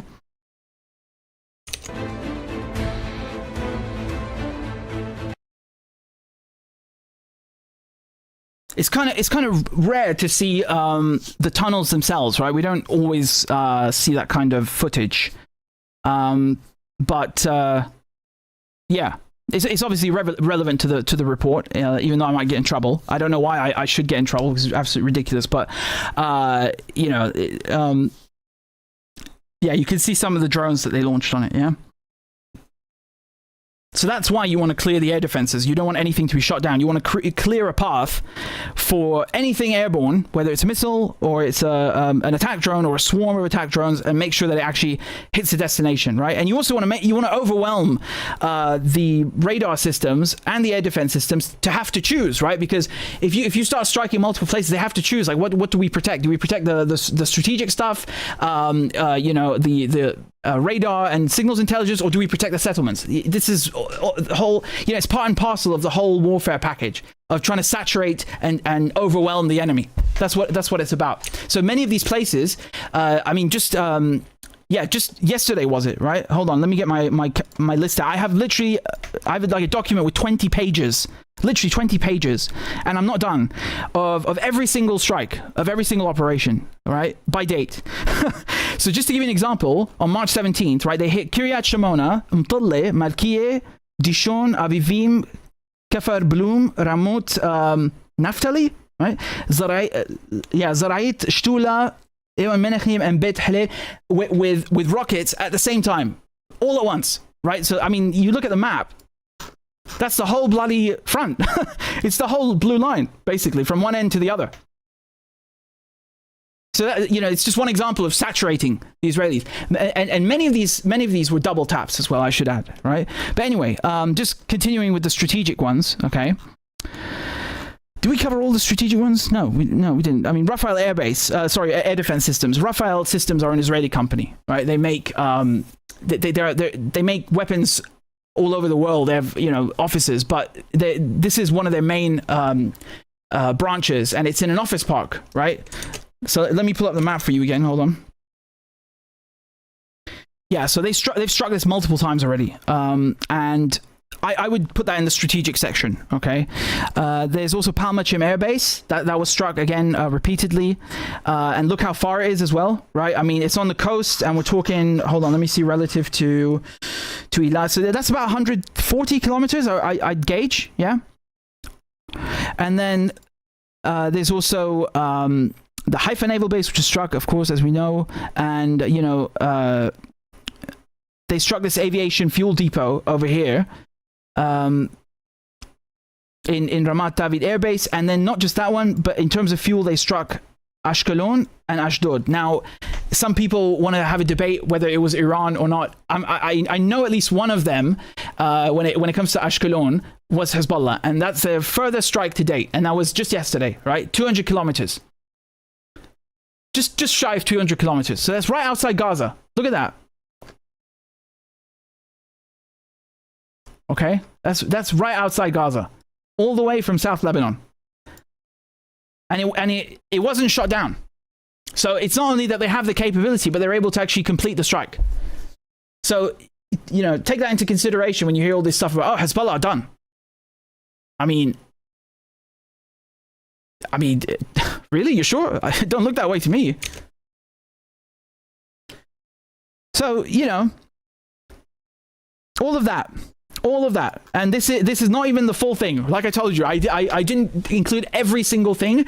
It's about 90%, though. This is about 90% of it. But just look at the map. Seriously, just look at the map. It's just obscene. It's just obscene. I don't recall any time in history. Again, could be mistaken, but let's say contemporary or recent history, okay? Not all the way back to the 80s, since they were founded, but let's say in the last 2 decades, I don't recall any time where you had this rate of fire. Maybe if it was one time, it was 2006, but never since then. And definitely not during the support front. Like when we say support front, we're talking about the Gaza genocide, when the goal was to draw the Israeli troops away from Gaza. As you can see, it's not that far away, north to this place, to, you know, basically open up 2 fronts on them, right? And even that, it was not this active. Not even close. Not even close. So, you know, it's bloody overwhelming.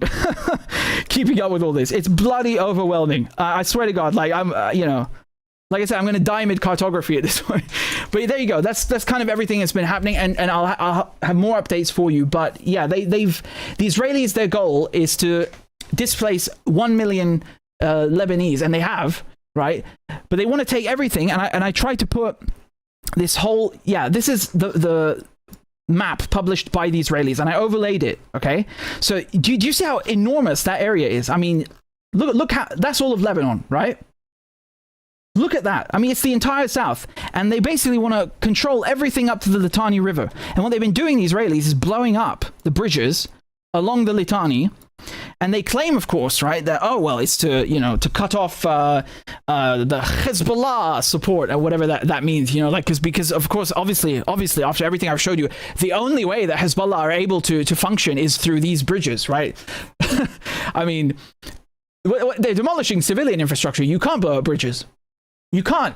Look, unless there's a column of tanks or, you know, like ICBMs on a bridge and it hasn't been used for by civilians, you know, in forever. Yeah, okay, I'm sure military lawyers could justify that, but this is rubbish. Every bridge, yeah, that's war crime. That's a war crime. You can't do that. Right? You can only blow up civilian infrastructure if it's 100% being used for military purposes and it's proportionate. It has to be both. You can't have just one of them. And again, you know, it doesn't apply in any of these cases. So they're just doing it to displace, to terrorize the Lebanese civilian population, destroy their infrastructure. And we know they have this doctrine, you know, the Dahiyya doctrine. And even if it didn't have a name and they hadn't done it in Dahiyya, you can look at any other place in the region and see the same behavior. But we know for a fact that they have this doctrine of maximum civilian damage in Lebanon of all places. So yeah, it's the exact same army. It's not an analogy. It's the same army in the same area doing the same war crimes they've been doing for a long bloody time. So I mean, just they publish this and then assume and expect everybody to just, you know, pack their stuff and just leave. I mean, imagine someone did that to you. Oh yeah, just follow this arrow while we blow up your house. I mean, and then, you know, the Lebanese government, where's their support, right? Like, you know, I feel, I'm trying to be diplomatic now.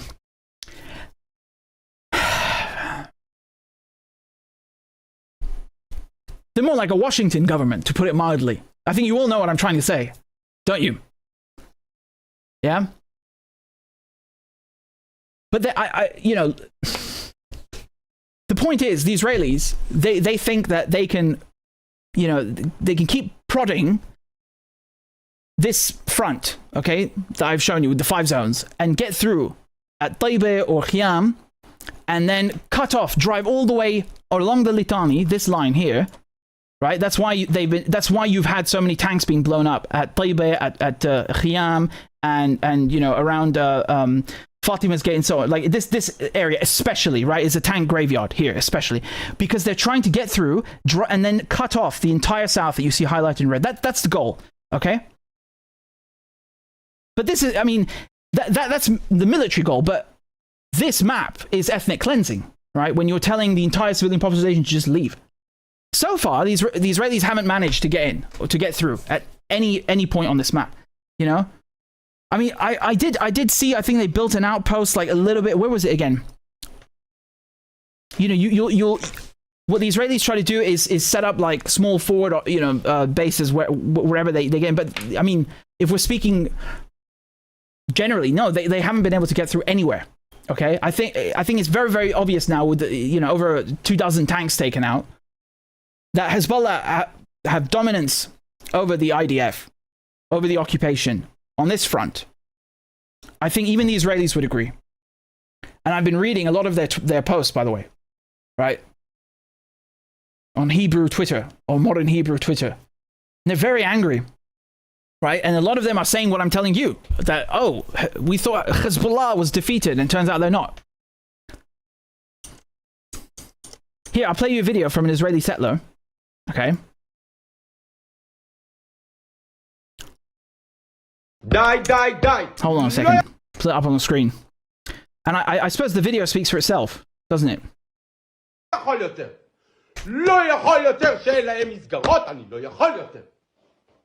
15 יום כבר. לא עבדתי דקה. דקה לא עבדתי.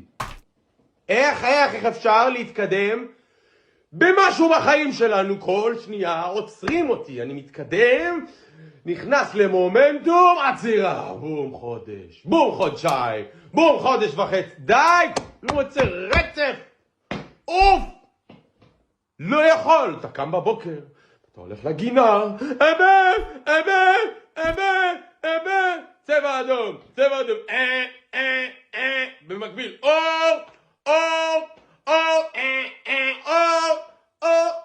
כל היום, 5 פעמים אתה קם בלילה, מתחיל יום חדש, ועוד פעם, I think you get the idea.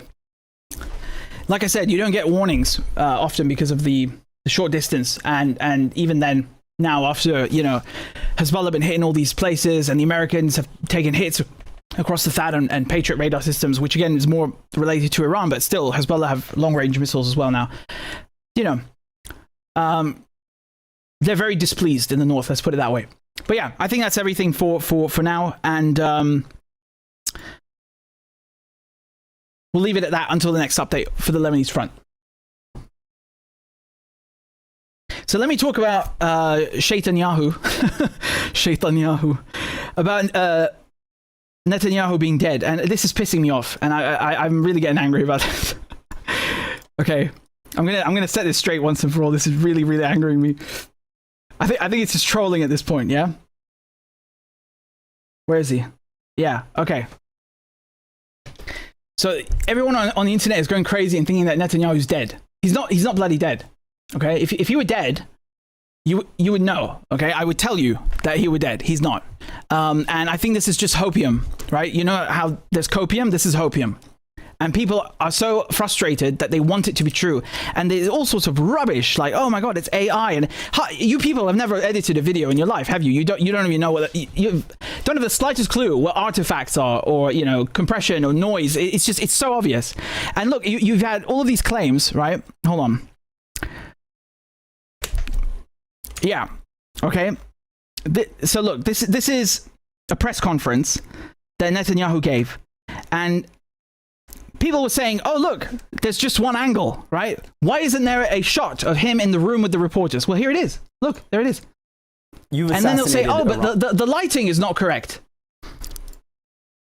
Supreme appointment, right? And then they'll zoom in, and then, like, you know, it's just people going insane. And you know, Netanyahu went to a coffee shop even, and they tried to claim that the date was wrong and everything. Look, and I downloaded the thing in 4K, and it says on it 2026, right? Now, I mean, hypothetically, they could have doctored the video, but that's a separate issue. When you're zooming in on it and telling me it says 2024, and it obviously bloody says 2020 goddamn 6, it says 2026, right? And then you pivot to, oh yeah, but it could be doctored. Yeah, well, that's not the point you were making. It just shows you, like, everyone is watching these things in low quality on their phone. First of all, it's compressed and it's been rendered for web view. And they you know, they don't understand that videos look shittier, and they introduce artifacts when they're in lower resolution, or broadcasting over mobile data or a weak Wi-Fi connection, and they think, oh look, it's AI. No, it's not AI. It's not bloody AI. Okay, the guy is alive, and he even made a video with the US ambassador, Huckabee, who, yes, is a lunatic, but I mean, look. Mr. Prime Minister, I wanted you to know the president asked me to come and make sure you were okay. Yes, Mike. Yes, I'm alive. I checked that, and I'm happy to see that. But he wanted to make sure because, you know, you guys get along too well. I know, and we shake hands with 5 fingers in each hand. You know, but I have to tell you, I'm alive, but I have this card. Oh. And, yeah, don't read it. So it's a punch card. Mm-hmm. Today I erased 2 names on the punch cards, and you see how many more to go on this batch. You know what the good news is? My name is not on the punch card. Your name is on the list of the good guys. Thank you. Yeah, I mean, honestly, making jokes about assassinating people, I find, is way more newsworthy.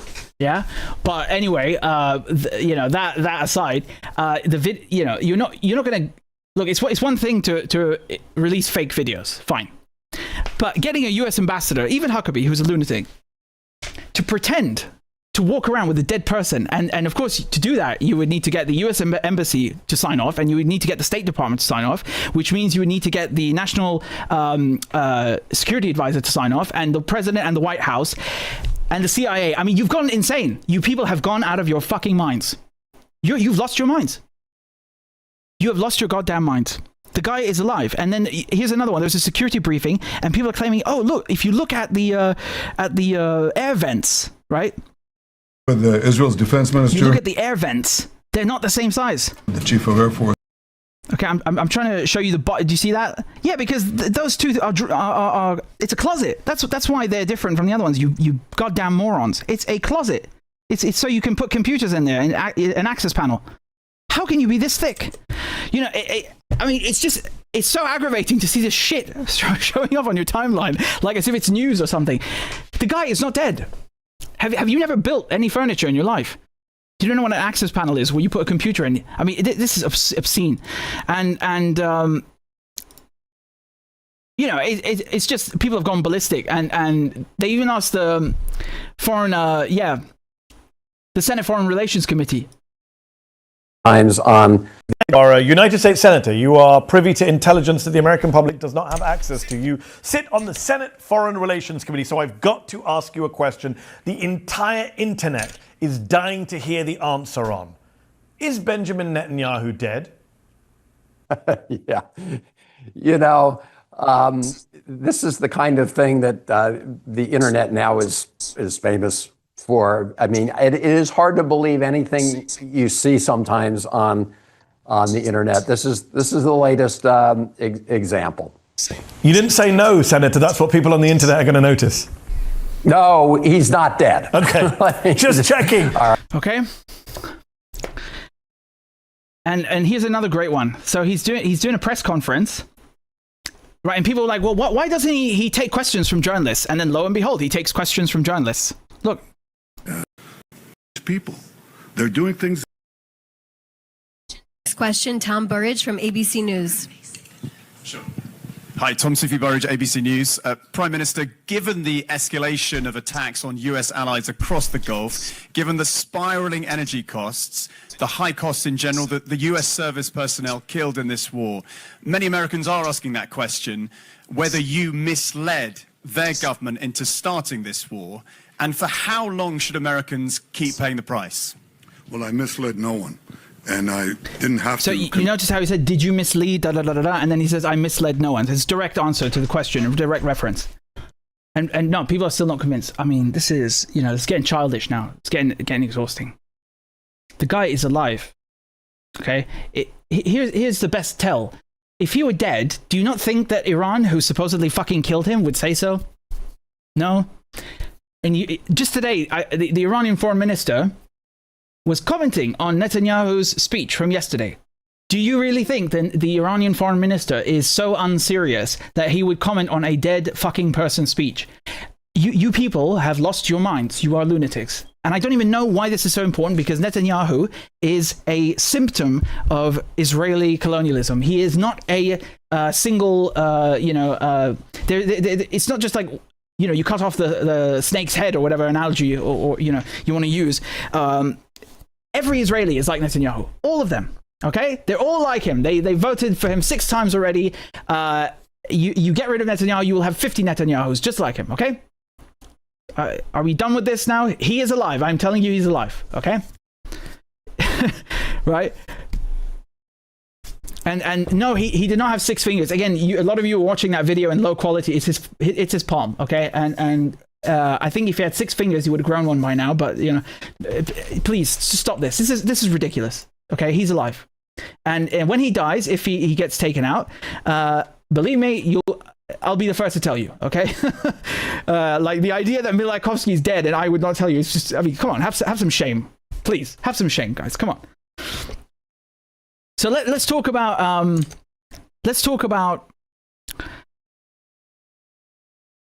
Iraq. Okay. Let's talk about the Iraqi front. We haven't discussed the Iraqi front. A lot's been happening there. A lot has been happening on the Iraqi front. So you should be able to see that now, yeah?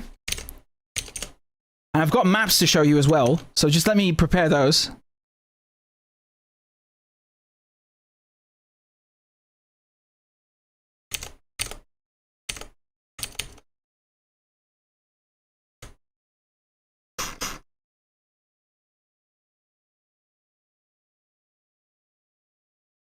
And we've got over 4,000 people watching, so please make sure you hit the like button. Okay, again, don't you guys don't make me repeat this like you know, like we're just starting out on YouTube or something. Come on. Okay, my maps are so bloody large. I found my way. Right, it's a big Middle East, isn't it? Right. So. NATO, apparently, just been kicked out of Iraq. Yes, it's official. Okay, they've withdrawn all their personnel. Okay, and of course they won't tell you that they've been chased out of Iraq, so they call it posture adjusted. That's how they frame it. Okay, and they refer to it as the safe relocation of NATO personnel from Iraq. They got kicked out. Okay, and I want to take a look at some of the activity. The operations that the Iraqi resistance have been undertaking during the last 2 weeks as an additional support front in terms of the Arab, Iranian, Muslim, you know, the local guerrilla resistance against this aggression by the United States and Israel. Now, there's a lot of stuff, but the main targets, and these have been hit repeatedly, sometimes by Iran, but mostly by the resistance in Iraq themselves. Okay. I want to show you on Google Maps, on my map, what I'm referring to. So the U.S. Embassy, okay, in Baghdad is in the green zone, and the green zone is really enormous. I mean, calling it an embassy is sort of a, you know, it's really taking a piss at this point. You know, only the Americans do this, where they use the diplomatic cover afforded to them under the Vienna Convention to stock up, you know, all manner of spy and military equipment inside of an embassy, which is, yeah, it's legal, but you know, it's really pushing it at this point. And that's why it became a military target. You literally have a CRAM, which is sort of a Gatling gun on steroids, right? They usually put them on ships, and it shoots. I mean, you know, if you know what an A-10 Warthog is, you maybe know the sound. It's very similar. Let me show you in a second. But this is the embassy, okay, that got hit. I want to show you on my map. Yeah. So look, this is Baghdad. Yeah, and right on the Tigris, on the river, you've got the green zone. Okay, and I've put the satellite photos together to show you the before and after, so you can see the resistance hit this. Okay, and they took out the radome. Okay, so that's how it was before. That's what it looks like now. Now, I know the angles are opposed, but it's the only photo I could get. Right, they're censoring them, but that's the radome. You see that thing right there, that golf ball, which is, you know, it's a portmanteau of radar and dome. So basically, it's signals intelligence equipment. Yeah, and that's been taken out, and so has the CRAM. Right, if I'm not mistaken, they took out the CRAM as well after I had already completed this report. And the CRAM is a bloody behemoth that does this sort of thing. Hold on, let me show you on the screen.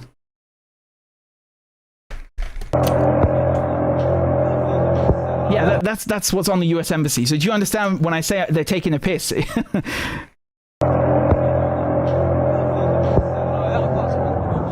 I don't know many embassies that have a beast like a CRAM on the roof. I mean, this is an occupation, for God's sake. Right? So you can see here the photographs of the Americans taking down their destroyed equipment off the roof of the embassy. Yeah, they couldn't hide that, obviously, because it's in plain sight, right? And I mean, they've been hitting this U.S. embassy in Baghdad every bloody day. Like it's uncanny at this point, right? Here it was, fuming, right?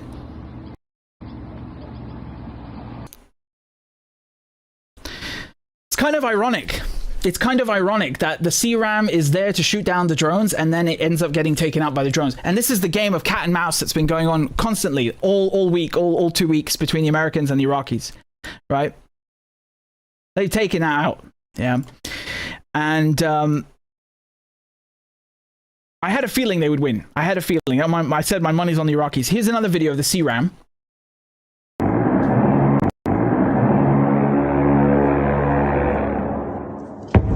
It's like, you know, Star Wars or some crap, you know? Astonishing.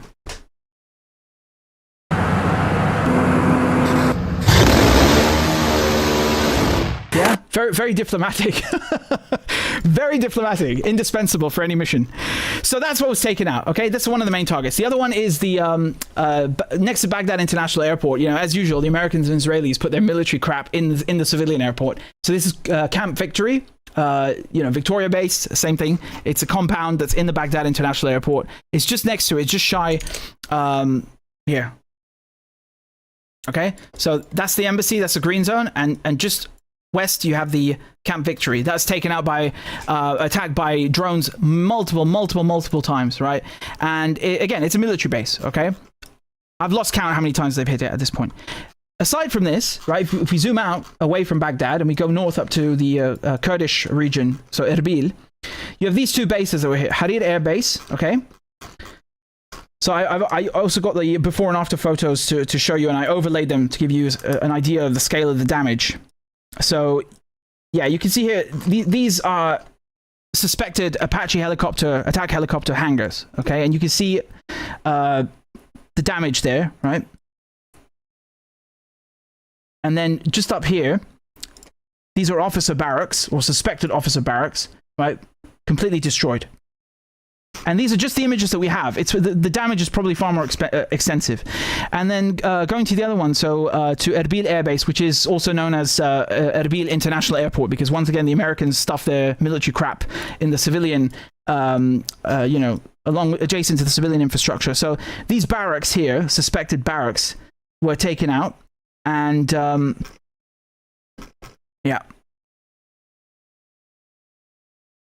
You can imagine me again. This is why I haven't been streaming as often. I'm sitting here like all day, you know, it's like looking for a needle, you know, looking for a needle in a haystack, and trying to match these up. Apparently, I'm the only person in the world who does this, but I do it because I want to be very, very, very thorough, and you know, just to claim, oh, look at this before and after, and you actually don't even really know if it's from that area. No, these are confirmed. Right? I'm showing you. So yeah. And this is just a little bit. It's just you know, a minute portion of what we actually of what's actually been taken out in these bases. Okay. Now, in addition to that, I didn't put the oil fields and the refineries that were taken out in Iraq because I wanted to focus more on the you know, the U.S. petrogas dollar, and also on the refineries and wells and hubs in the Gulf, right? Those I felt was slightly more important. So I'm gonna transition to that in a second.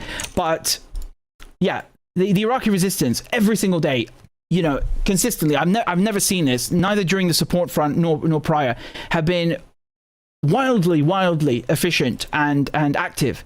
And yeah, this is one of the videos, by the way, from when they hit. Yeah. You can see here, this is first-person footage, okay, or first-person view from one of the drones. And if I'm not mistaken, it's in the green zone. Yeah. We have another one from the airport, but yeah, this is the green zone. So this is where the U.S. Embassy is. And it's, you know, people often say it's larger than Vatican City. That's how big it is. It's an occupation. I mean, really, you could make the argument. I don't think it's far-fetched to make the argument that it's not a legitimate diplomatic mission. And why do I say that? I say that because, yeah, this is definitely the green zone. Absolutely. That's the Tigris, and yeah. So, look, the argument is that, well, it doesn't matter if there's a CRAM, it's a diplomatic mission. Yeah, okay, but who gave you the credentials? It's the Iraqi government, right? Well, the Iraqi government, I mean, you invaded the country and dissolved the Ba'ath Party. So technically speaking, anything after that point is illegitimate because you've been occupying the country for the last 20 years. So yeah, you call it the Iraqi government, but when the Iraqi government said get out of Iraq, you don't listen to them. So, you know, they cherry pick what decisions the Iraqi government takes, right? Oh, diplomatic accreditation? Yeah, we'll take that and apply it to this CRAM unit and the whole green zone, right? Oh, get it out of the country? No, we're not listening to that. We're staying. Yeah, so, I mean, is it really a legitimate diplomatic mission? I don't know. This is something for international legal scholars to you know, opine on. Not opine on, but rather find a concrete solution to. But I think an argument can be made. I definitely think an argument can be made. You know, if you invaded the country in a war of aggression that was illegal, and then you give yourself diplomatic accreditation, I don't think it counts. I don't think it counts, right?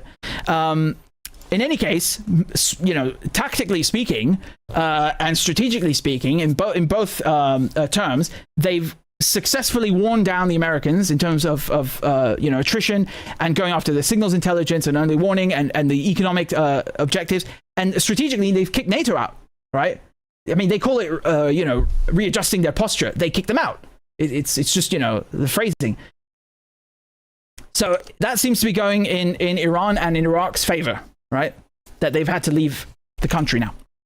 Finally, after, you know, 2 decades.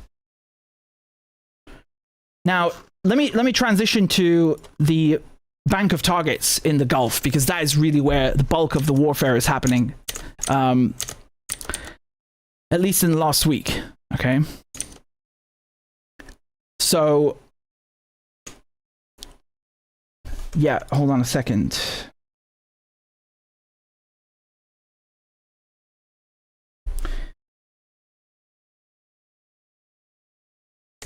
So, did you guys see that speech from the what was it? The Saudi foreign minister, okay, where he was complaining about Iran.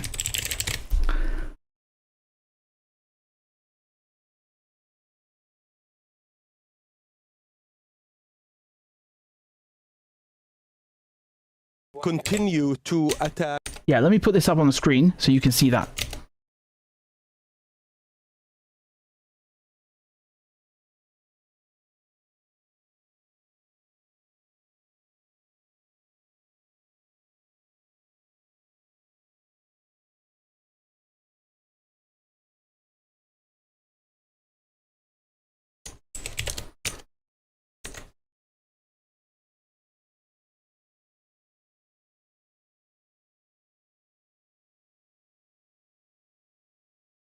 Continue to attack their neighbors, their brothers,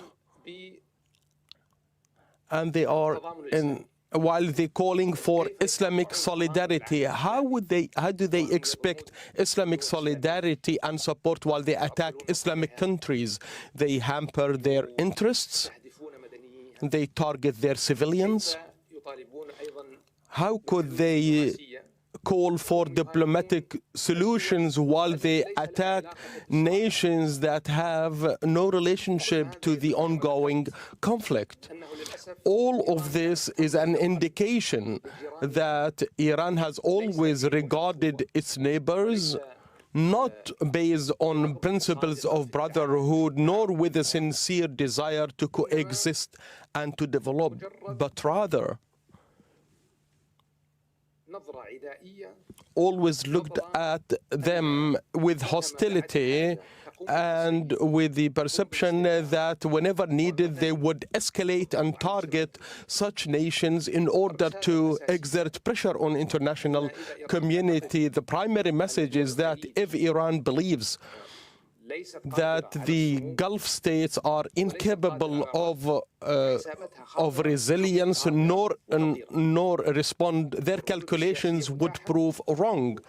The political responses are available and non-political responses are equally available on the table. Iran needs to review its intentions. If they are sincere in extending an arm of friendship and brotherhood, first of all, you need to uphold principles of Islam, which wouldn't allow a true Muslim to attack their neighbors, especially Muslim neighbors, and particularly civilians and the interests of Muslim nations. It seems that Iran didn't consider all these considerations, and all this comes at a price. Okay, so a couple of points, right? He's saying that it's Iran is being un-Islamic by attacking its neighbors. Really? Well, I seem to recall that the invasion of Iraq, the first one and the second one, were both launched using American bases in Saudi Arabia. It played a role in that. And I also seem to recall Saudi Arabia funding jihadi groups to overthrow the Syrian government. And I also seem to recall them letting Palestine get crushed by the Israelis, for decades. And I also seem to recall Iran itself being attacked from Saudi Arabia with American assets based in Saudi Arabia during this war and the last one. So, how do you square that circle? How do you, come here and then talk about un-Islamic behavior? Besides, I need to be very clear with you guys. Saudi Arabia is not even a real country, right? You know what Saudi means? El Saud. It's the name of the family, of the royal family. It's the only country in the world that's named after a family. And they were put in place by the UK. All of these countries are they're not real countries. I mean, look, I'll show you what I'm talking about. These countries all have American bases now, right? But they didn't start out as American bases. They started out as British bases. Okay, I don't mean the actual. When I say bases, I mean like in the geopolitical sense, not the physical one. I'm not talking about like a Prince Sultan air base, although some of them actually were RAF, right? But just look at the map, okay? These borders that you see in the Middle East, all of these were drawn in London. These borders, none of these lines, you see them? These lines are fake. They were not drawn by Arabs. They were not drawn by Muslims. Every single one of them here, they're fake. They're all 100 years old, right? So, I mean, Israel, Balfour Declaration. Syria, they broke it up with Sykes-Picot. And, during the last 100 years, the UK created Saudi Arabia by installing the Saud family. And then they partitioned Oman into the UAE and also into Qatar. And, and they made Bahrain as well, right? And Kuwait. And these borders, like I said, I mean, Mosul, for example, is in Iraq today. Look, but it used to be in Syria before. It was considered part of Syria. Okay, like this whole region here is called Jazeera because it looks like an island, right? So that's traditionally been referred to as Syria. I mean, literally Gaza itself was the end of Syria. So everything from Gaza all the way to Mosul, you can look at the travel logs, from people 1,000 years ago, and this is how they would refer to the region. So you had Syria from Palestine to Mosul, and then you had Mesopotamia, right? And I mean, look. That doesn't mean that you didn't have Palestine or you didn't have Lebanon. It's just like, it's like saying if I point at Berlin, I mean, yeah, you could say it's Germany and it's Europe. You know what I mean? It's the same idea. But the actual borders that you see today, they didn't exist. And my point is that they not only partitioned places that did exist, but they created fake ones like Saudi Arabia. Okay, so I mean, Saudi Arabia, you would call this the Hijaz on the Red Sea, right? So all of this. From Syria, okay, all the way down here, you have the Hijaz. And in 1920, for example, I mean, if you've seen Lawrence Arabia, you know what I'm talking about. The story. It's true, though. In 1920, the Arabs, they had kicked out the Ottomans by 1918, end of World War I. And then 1920, there was, in Damascus, they created the Arab Kingdom of Syria. And that included everything, down the Hijaz, so down Saudi Arabia here, the left side, yeah?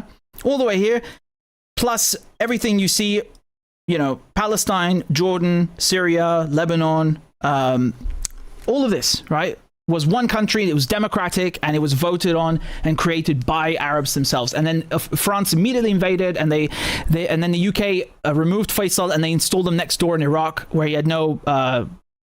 he wasn't known, he has no tribal connections, no grassroots support, and they did that on purpose. So basically, he would be backed by the British military, so he's projecting force that way, but they can control it, right?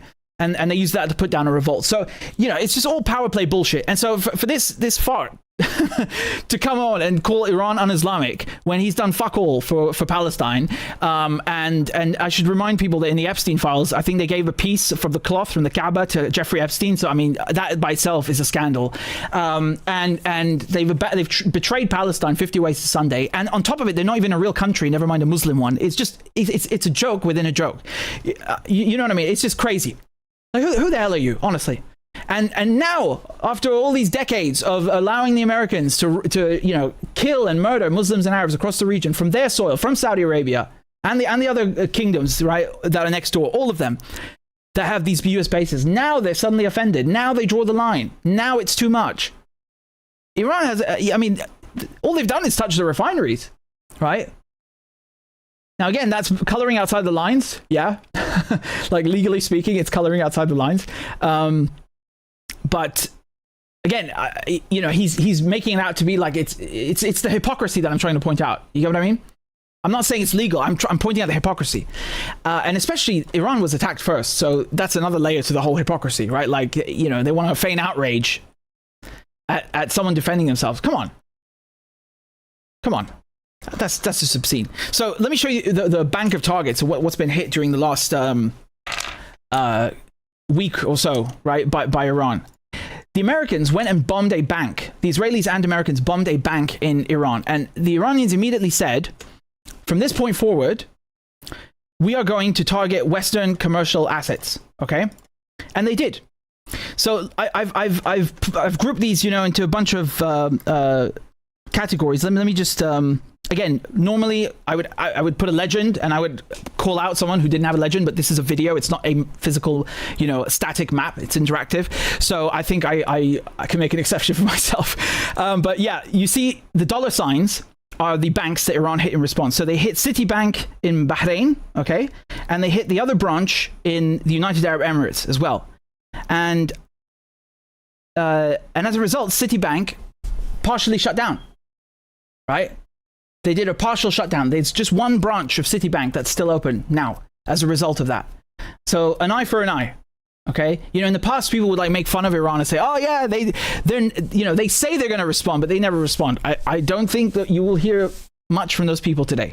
But anyway, so they hit those, and then HSBC shut down completely. I mean, when I say shut down, I'm not saying they withdrew from the market. They're still in Saudi Arabia, in the UAE, but they shut down the branches temporarily, right? So in case they get hit. When it comes to the tech targets, right? Iran also started hitting a bunch of offices that belong to American corporations, and they picked ones specifically that are part of the war effort. How are tech firms part of the war effort? They are the war effort, but specifically data centers like Amazon Web Services, AWS. I marked them in orange, you can see, right? And again, these are not the exact locations, okay? These are not exact locations, but they are in the right country. They're just for visual purposes, so you understand what's going on, so you have an overview. Iran hit 2 data centers that belong to Amazon in the UAE because Amazon Web Services provide infrastructure to the Americans and Israelis for their military. Now, you might be wondering, what does Amazon have to do with the military? Well, these data centers, they run analysis and they run operations through the infrastructure that Amazon provides, right? It's much cheaper for them to rent it than to have to build it and buy it. You understand? It's a faster way of implementing those objectives. That's all you need to know. Okay? And it costs them a lot of bloody money. Right, you can't hide a data center. It's a sitting duck. It's very big. It's very noisy. Noisy in the figuratively speaking, in terms of the resources that it needs. It's an easy target, and it's integral to the war effort. And we know for a fact that AI and cloud services have been used in warfare in Gaza and now in Iran. So they hit also Amazon Web Services in Bahrain, right? And all of these were struck with drones, by the way. Yeah, and by the way, HSBC shut down in Qatar as well. That's another one I wanted to say. So, in addition to the banks and in addition to the tech firms, there are other tech firms that Iran warned warned they would strike. So that includes Google, that includes IBM, includes Nvidia. And you might be wondering, why do all these tech companies have offices in the Gulf? Well, yes, they're based in Silicon Valley, obviously, but they went to the Gulf because the Gulf likes to attract investment, right? And tech firms, I mean, that's one of the prime, it's one of the most elite and prestigious categories of investment that you can attract. It's tons of money, and it was considered relatively safe. That's the whole image that Dubai, that the UAE, that the Gulf wanted to project, that, we are the portion of the Middle East that is secure. There's no war here. There's tons of oil. There's tons of space. You can build anything in the desert, do whatever you want, run wild. That's the whole shtick, right? And now that's kind of been flushed down the toilet by Iran because it's obviously not very safe. Now, the reason you haven't seen these companies lose a ton of shares and, go bankrupt is because they're not based here. These are just branches, offices, interfaces that they have in the Middle East. They're not their main ones and they're not their only ones, okay? That's why. But are they important? Yeah. I mean, even just symbolically, but even, economically and militarily, it's completely important. Don't think it's just like, Iran, choosing soft targets. No. This is chaotic. They're disrupting the entire business model of the Gulf. This affects every sector, right? It affects the whole, the UAE is 80% foreigners. Yeah.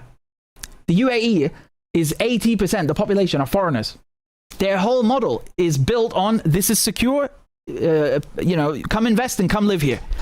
So Iran are destroying all of that. So, it's not about, they're going to damage NVIDIA. No. It's much bigger than that. The message, well, not a message, it's a point being made and beyond, right? It's real economic damage that's being caused to these countries. It's basically you want to trade your sovereignty for American bases. This is the price you're going to pay. It's the tax for hosting American bases. That's what's going on. Now, when we talk about the oil wells and the refineries, okay, this is very, very significant as well. So you see in Iran, South Pars is the field that was hit. That's the So Qatar, okay, and Iran share this gas field. This is the largest gas field in the world. But now it's out of action because the Israelis and Americans bombed it at the source, okay? And then Iran retaliated in kind, right? So they hit Ras Laffan. It's the same, again, it's called South Pars on the Iranian side and Ras Laffan on the Qatari side. It's the exact same field, okay? So Iran hit that. But they also hit the Masayed refinery, okay? So that's for oil. And then here in Saudi Arabia next door, they hit the Al-Kharj fuel depot. Okay, so aviation fuel depot, that's for the military fighter jets. Okay, and if we look at the UAE, Iran hit the oil well at Bab. Okay, they also hit the aviation fuel depot at Minhad. That's also military. They hit another one at Dhafra Air Base. And they also hit in Saudi Arabia, the Aramco Samref Yanbu refinery. Okay, so that's also Aramco and Jubail, right? So most of these are refineries. We look at Palestine. So Hezbollah and Iran together, they hit Ashdod and they hit Ashkelon. Okay, so Ashkelon does oil terminal / storage, and the other one is a refinery specifically, right? And Haifa itself also has the largest refineries. It's the main one. That was hit as well significantly multiple times during the last couple of days, right? I mean, the whole place is on bloody fire, right? The Iranians, I mean, I'm not joking. Like, they've been going at this 24/7. Like, they're at wave 50 billion. No, I'm joking, but they're at wave number, 68 or something? Right? I think it was 64 when I started the stream, so by now it's probably 68. But really, it's been going night and day, just 24/7. I can't keep up. And it's my job. And I'm doing nothing but this. I'm doing like 19-hour days. Really, I can barely sleep. Like, I'm glued to the screen. I'm following every single thing, and I can't keep up. It's that big, so I want to give you the whole well-rounded coverage on every aspect. But I'm trying to impress upon you, I'm not trying to play the violin here. I'm trying to impress upon you the scale of this goddamn war, how big it is. So that's the escalation yesterday, right? It's no longer a refinery, which can be rebuilt, which can be replaced, which can, you can send it someone else to refine, whatever. No. Yesterday they hit the source, right? The gas field itself. And that's really the red line. That was sort of like an unwritten rule or an unspoken red line between everyone, really. But Israel and the United States crossed it. And like I said at the beginning of the stream, we know why they crossed it. They knew Iran is going to hit back, an eye for an eye, because they saw that when they hit the bank, Iran hit their banks. They knew, right? It's a different equation. It's a different equation now. It's not even just an eye for an eye. Iran is like hitting them harder. It's hitting the same kind of targets, but harder than they do. Okay, so they knew that they're gonna get the Qatari side, Ras Laffan, struck by Iran, and that's going to drive up US LNG prices and make a lot of money for Americans. A lot of money. And cripple China, again, when I say cripple China, I think 30% of LNG disappearing, I would call that crippling, definitely. Someone kicks you in the shin and you're limping away. That's crippling.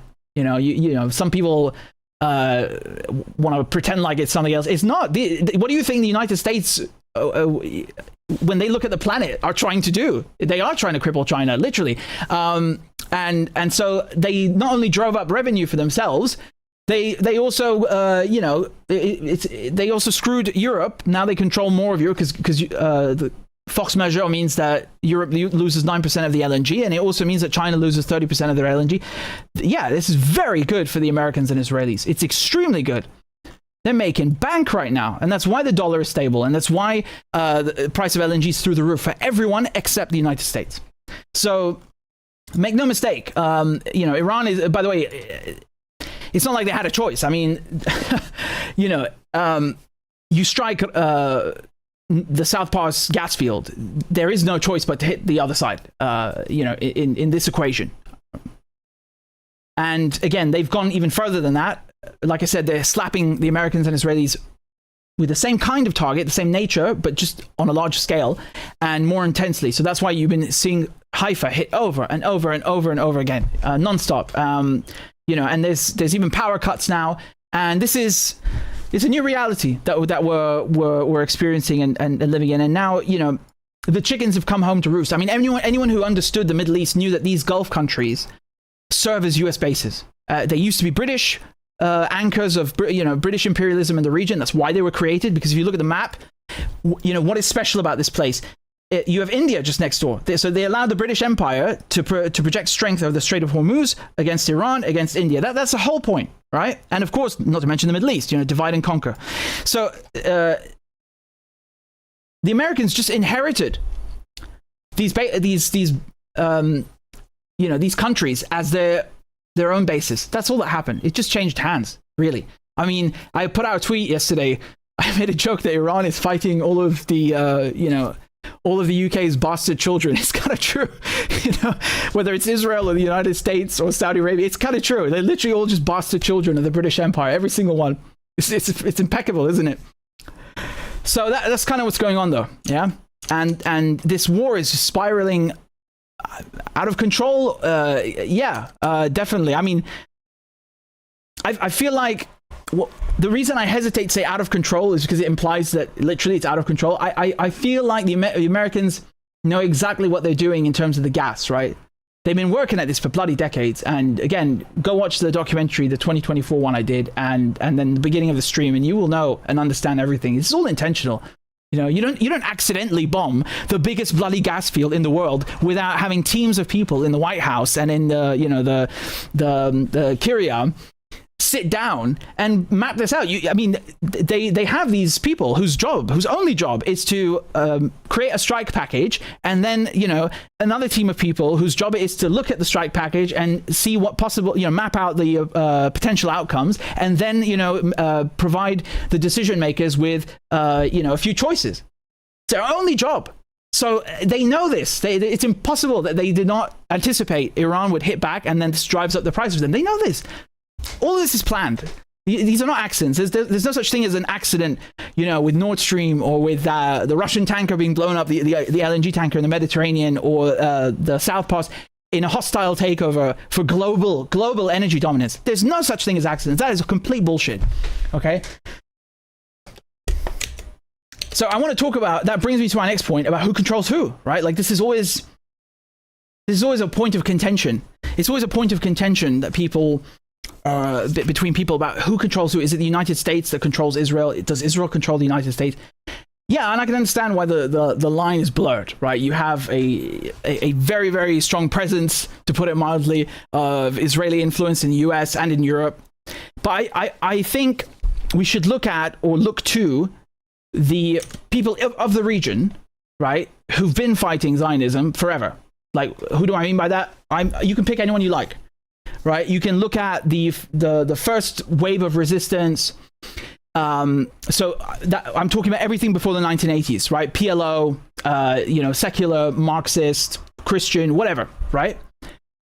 What did they say? Like, if you were to ask Ghassan Kanafani or George Habash, Is it Israel that controls the United States or the other way around? They would tell you the United States controls Israel. Israel is an outpost. And if you were to ask anyone after the 1980s, so in Hamas, Hezbollah, Iran, who controls who? Is it Israel that controls the US or the US that controls Israel? They will tell you the same thing. They will tell you that the United States controls Israel, that Israel is a base for the US. And if you ask someone, to analyze this from the perspective of material analysis, right? The answer is identical. All of the weapons and the money flows from the United States to Israel, right? And let me offer you another perspective to you. Right now, if you look at who's running to a shelter every 5 minutes, is it Americans? No. Are there any American civilians that have been killed in this war? A single one? No. Has a single American home been blown up? No. Is the US industrial heartland exposed and under fire? No. So the United States is shielded on the other side of the planet from all of this on a humanitarian level, on an economic level. As a matter of fact, like I just pointed out, they're making more money than ever. We've never seen LNG prices, like profits this high in the US, okay? So they're benefiting in every single way, right? They started this war. It's a war of aggression. They've driven up energy prices, energy that only they have a control over. Their civilians are 100% safe. Their homeland, their industry, 100% safe. Yeah, they've taken a beating with the radar systems, and I'm the first one to tell you that, right? And they're winning in every single way. And as a matter of fact, it's ironic because the Israelis, they're not actually suffering the way people in Gaza and Lebanon and the region has suffered under at their hand. It's not even comparable. But if you compare it to the United States, yeah, they're the only ones that are actually suffering even anything mildly resembling what they've done to the region. They're the ones under bombs. They're the ones that have to run to shelters. They started the war and no one forced them to come to this region. But you get my point. Compared to the United States, you look at the two, who's actually winning, in terms of safety, security. It's the US. And I have no reason, two governments have targeted me for my reporting. And, I've been talking about the, Zionists, the Jewish lobby, Jewish supremacy before anyone, right? Like these things about Greater Israel and how they use the Talmud and their whole Zionist mentality is based on this Jewish supremacy. I was talking about this 5 years ago before half the people had even heard of this, right? So I'm the last person to downplay the seriousness of it. And when you're talking about wars like this, you have to analyze everything. You can't talk about World War II without going back to the rise of Nazi Germany and then going back to Versailles and all that. So it is important. Don't misunderstand and think that the Zionist mentality and the Zionist history and the influence that they have in Europe and in the US is trivial. No, it's not. It's absolutely not. But it's not the driving force. Do you understand? The Zionists tried to make a deal with Nazi Germany. They literally wrote this explicitly, and it's in the book from Lenny Brenner, who's a Jewish author, by the way, but he doesn't write anything. That's what I love about the book. It's 51 documents of Zionist collaboration with the Nazis. That's the title. And you can see the letter. It's a Zionist movement in the 1930s writing to Nazi Germany, and they say, if you support us, we will help you fight the British, and we will give you oil and influence in the Middle East. So that's number one. They tried to seek an alliance with Nazi Germany, and they did. Then before that, of course, they had support from the British government with Balfour. And now they have support from the Americans. So you can see the Zionists just try to go to whoever has the most power in a given period in order for them to be something, right? In order for them to actually have any at all. So it's not them that actually project power. It's everyone else. Do you understand? And that kind of proves my point. And don't take my word for it. Listen to Nasrallah, for example. I mean, Nasrallah is considered, I think by most, even the Israelis, and that includes Netanyahu himself or Milarkovsky, who said, literally, I think a few months ago in a speech, right, that Nasrallah is so important, he was the strategic driving force behind the whole axis of resistance, not Iran, okay? So what reason does he have to lie to you, to me, or to anyone else? And listen to his own words on this exact issue. الاتصال الأخير من بايدن بيأكد كل اللي كنا نقوله سابقا إنه لا الأمريكان بس بدهم يشغلوا يوقفوها بيوقفوها. إنه الأمريكي ما بيقدر يفرض على الإسرائيلي هذا حكي فاضي. لو في هيك نظريات. أنه إسرائيل هي حاكمة أمريكا. لا حبيبتي، أمريكا هي الحاكمة إسرائيل. هاي قصة اللوب اليهودي والصهيوني، هاي ما تواخذوني نكتة عربية بس لحتى العرب ما يقاتلوا إسرائيل، وحتى يروحوا على أمريكا ويحطوا فلوسهم بأمريكا ويعملوا علاقات مع أمريكا أنه بدنا نعمل لوبي عربي لننافس اللوب اليهودي. وشفنا 75 سنة شو طلع مع اللوب العربي غير أنه. Okay, that's one video from 2023, 2024. I'll give you an even older one. خطأ موجود بالعالم العربي بموضوع علاقات إسرائيل وأمريكا، وبنرجع بنعيد وبنرجع بنكرر. وهاي اسمح لي أقول لك أكذوبة اللوبي الصهيوني، إنه اليهود هن حاكمين أمريكا وهن بياخذوا القرار وهن عاملين وهن مساويين ومشاكل. لا، أمريكا هي صاحبة القرار. بأمريكا في شركات كبرى، في مثلث ثالوث: شركات النفط، شركات السلاح، وما يسمى بالصهيونية المسيحية، هو أصحاب القرار. هذا التحالف. إسرائيل كانت في الماضي أداة بريطانية، والآن هي أداة أمريكية. And by the way, in case you're wondering, the translation is 100% accurate. I can tell you, I can certify. Here's another one. This is from Times of Israel quoting Nasrallah, right? And when is the article from? 2015, right? So I'm giving you Nasrallah in various decades saying the exact same thing. So he's never changed the position, okay? So he's saying, Hezbollah leader Hassan Nasrallah, in which he called, Israel, which he called the West's instrument in the Middle East, okay? Nasrallah said Western countries were protecting Israel because the country was a tool in the West's project of control in the Middle East, and that the US was responsible for the crimes in Palestine. Okay? I think you get the idea, and you can go and look at any leader in the resistance, or the overwhelming majority of them, and they will tell you the same thing. Whether it's Sinwar or Bashar al-Assad. I mean, he's no longer now. Syria's gone, but you get my point. And when I interviewed George Abdallah, who is a Lebanese Marxist revolutionary, right, and a Christian, and he said the exact same thing to me, right? And they put him in prison for 41 bloody years. So I think, he's not going to shy away. By the way, both Israel and America put him in prison, okay?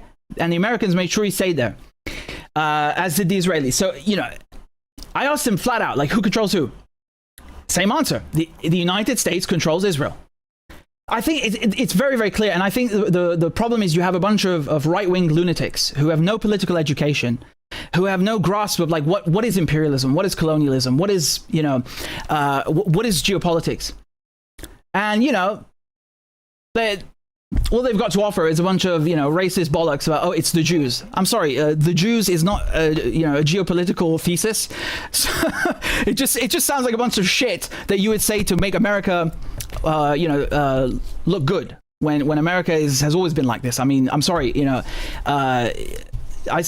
saw that video, for example, the American soldier talking about pimping an Iraqi girl, what was it, a 14-year-old Iraqi girl.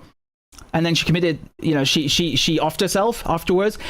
You want to go look at Vietnam and My Lai massacre and the rapes that happened there? You want to talk about Hiroshima and Nagasaki, dropping nuclear weapons on civilians? You want to talk about genociding Native Americans, stealing their land, lying to them in every negotiation, violating, over 1,000 agreements? Was that also Israel? Come on. I think you have a large part of the American right who know fuck all about international relations. They got their heads so far up their own asses, and the only thing that they can say is to try and save America's reputation, because they can't come to terms with the fact that actually America is spiritually Israeli and always has been. It's literally a settler colony. It was created in the exact same way that Israel was. Not to mention the fact that everyone of any consequence, whether they're a thinker, whether they're a fighter, whether they're a leader, in this region, on the front line with Israel, is saying it's America, not Israel. So who are you going to trust? You're going to trust Sayyid Hassan Nasrallah or some, right-wing nutjob in America who doesn't know their ass from their elbow? I think it's very, very clear throughout the last 80 years, the position is very consistent from the people that are actually living under Israeli occupation. They have no reason whatsoever to let off their oppressors. So when they're telling you, no, it's America pulling the strings, I think we should take them seriously. right? And that's the conclusion that I've arrived to. And I think it's very, very obvious when you look at the fact that actually it's the Israelis that are running to the shelters. Not that I feel, any sympathy for them, but and not that that compares to the suffering they've imposed on others, but the Americans themselves, the US is not feeling and never has felt the brunt of modern warfare ever, right? Like when the Nazis were bombing London, including our grandparents, the Americans didn't feel anything like that during World War II. Yeah, you had some submarines, Nazi submarines that showed up, to do a bit of spying, but they never actually struck any of the United States civilian or residential areas ever. And even Pearl Harbor was a military base. So, the United States has never felt the effects of a modern war ever. And that is a win-win in terms of strategy and in terms of just cold, hard facts, right? If you're in a war and yet the war is never on your turf, you're winning, in some capacity. And all of these weapons are American. I mean, do I even need to point that out? If it's Israel pulling the strings, you wouldn't have to have billions of dollars being sent every year to keep the colony going, would you? And then some people will say, well, yeah, but why do you have a lobby then? What's the point of the lobby? Well, I mean, Sayyid Hassan Nasrallah just said that the lobby is irrelevant. I'll put it to you this way. I think if I were the deep state, I would want people and I would want the Israelis to think that they have some kind of say, right? And you should know something as well. Everyone spies on everyone, right? The fact that Jonathan Pollard or the Mossad have agents in the US doesn't mean a fucking thing. Do you think MI6 don't have agents in the White House and the Pentagon right now? If you really believe that, then you don't know what you're talking about. Everyone spies on everyone. Everyone. Okay? Everyone. The US is probably crawling with MI6. That's a fact. Okay? It's a fact. It's got French agents in it too, Spanish agents, you name it. Everybody has infiltrated everybody. So I'm sorry, if you think for 1 second the Israelis are the only people in the West that are spying on the US, you are a moron. You're an absolute dickhead. I mean, this is just ridiculous, and it doesn't have anything to do with the whole point being addressed anyway, right? It's not proof of anything. Like this idea that the United States is some innocent country that it just gets dragged into war all the time. It's a foreign policy blunder, right? It's a mistake. There was no plan. There's always like some fucking phrasing to make America look innocent. Like, we just wanted to nation build. We just wanted to spread democracy. We didn't mean to do it. Donald Trump was forced to. Shut the fuck up. Please, shut the fuck up. Shove that shit somewhere else, right? Really. Insulting. You mass murder people and then fucking, feed them this drivel on top of it. How dare you? How dare you insult people's intelligence with this horse shit? No one made you do anything. You don't even have a draft in the United States. You don't even have a draft, like from the lowest level of the military to the highest level. No one is forcing anyone to do anything. This is all voluntary. Every single part of it is voluntary. Okay? And just because the Israelis also want to kill like a bunch of maniacs, it doesn't mean that the United States is not the driving force behind it. Okay? Really, I mean, this is getting tiring at this point, and I'm people coming out here and pretending like they know the region better than the people of the bloody region, including the top #1 leaders of the resistance. And by the way, you can go and look up speeches from Khamenei, right? Exact same point, right? The supreme leader of Iran, who was assassinated last week by Israel and the United States, always used to say the same bloody thing. It's the United States running Israel, not the other way around. That's why they call the United States the Great Satan and Israel the Little Satan. So you're going to tell me that everyone is a moron and, a bunch of right-wing clowns in the United States, they suddenly figure this out. The whole planet's been waiting for the massive geopolitical analysis of some morons who just so happen to want to make the United States look good. That's very convenient, right? Oh, it was the Jews. We had nothing to do with it. We would never exterminate 20% of Korea's population or profit off of war or put our bases all over the fucking planet and, build chemical weapons and give them to Saddam Hussein to hit Iraq with and, genocide Native Americans and invade Mexico and fucking steal land. We would never do that. It's the Jews. Fuck off, please, really. I mean, this is getting boring. Right. And I think my credentials are unimpeachable, and so are Sayyid Hassan Nasrallah's, and so are Khamenei's, and we're all telling you the same bloody thing, that it's the United States, it's Western imperialism, and these morons want to come along and act like they've finally figured out the whole riddle. No, piss off. I'm not having it. Not having it. Sorry.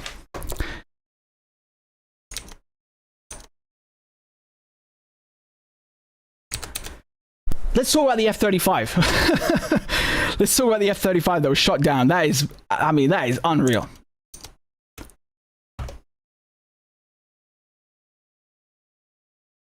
So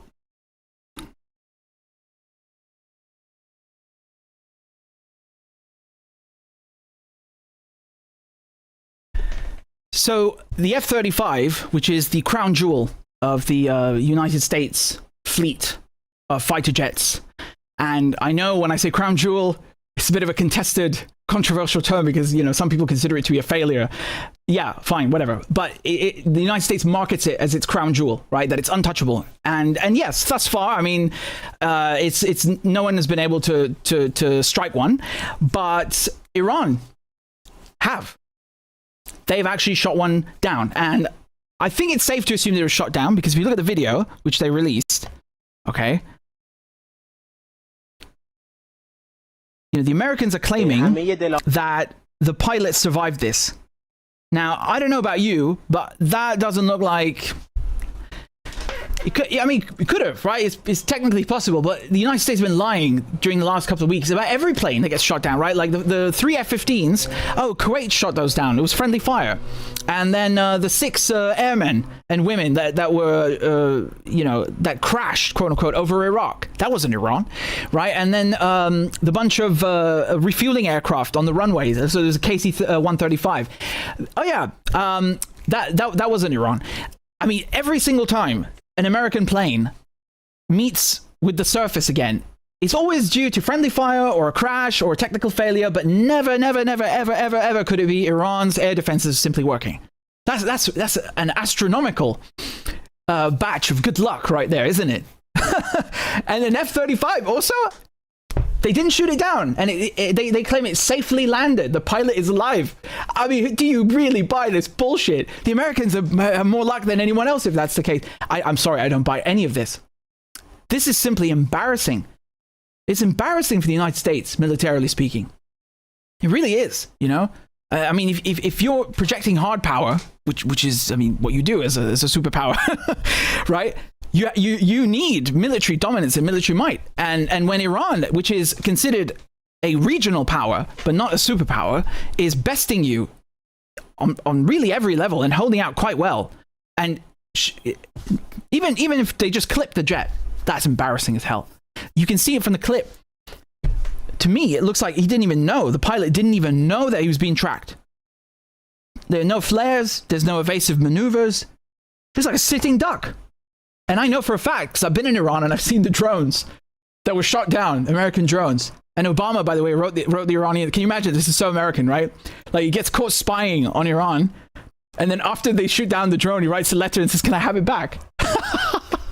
I've never heard anything so cheeky in my life, right? But we know for a fact they can shoot these things down. And this is precisely one of the capabilities that I was waiting to see if the Iranians have, right? And I don't think that it was Russian, and I don't think it was Chinese air defenses. And I know that sounds confusing to some people, because you might be thinking, well, hold on, Russia and China are way more advanced than Iran. Are they?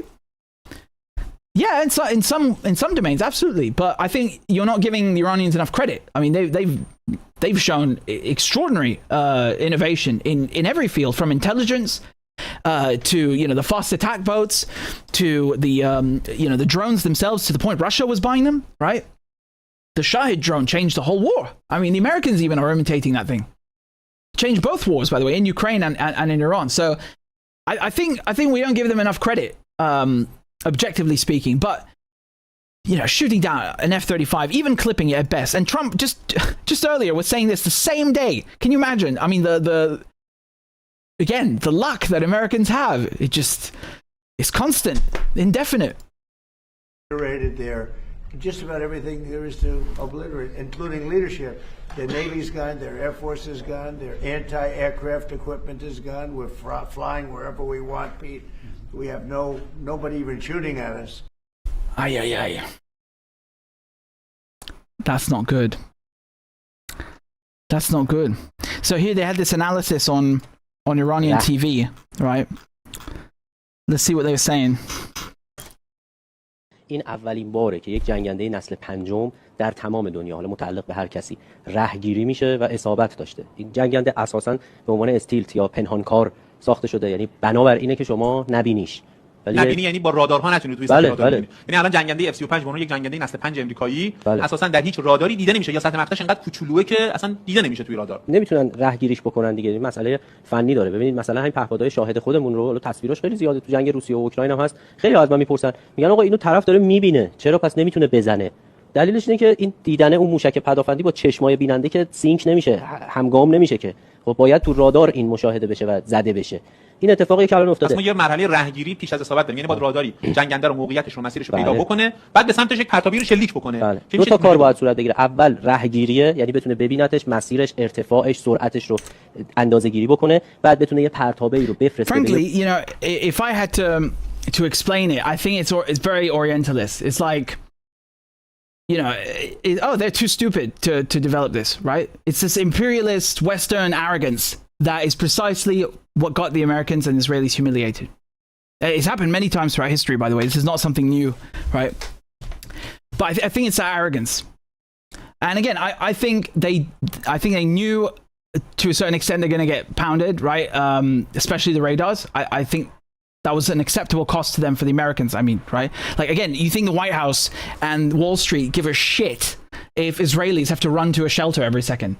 The Israelis are like the meat, the sandbags, the human shields for the US empire. It's the front line. It's the whole point of having Israel. It's so you can fight whoever you need to fight while you're sucking out the gas and the oil over there instead of in New York and, you know, in the Gulf and in your industrial heartland and economic hub.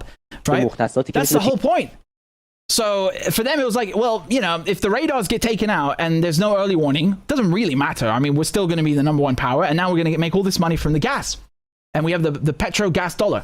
So I think it's acceptable. I think even the F-35 being clipped, it's not really that bad, right? If you compare the money that they're going to make now and the energy dominance that the United States have, that is also hard power, by default, by definition. So, you know, they're not going to lose the military prestige that they have, maybe more than, 10, 15%? Like, what do you think is going to happen?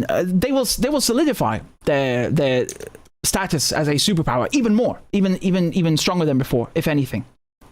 Really, and you have to remember they helping deindustrialize Asia and Europe through that too. So you're not just solidifying the United States status, you're also degrading the others. But just to go back to the military aspect of this,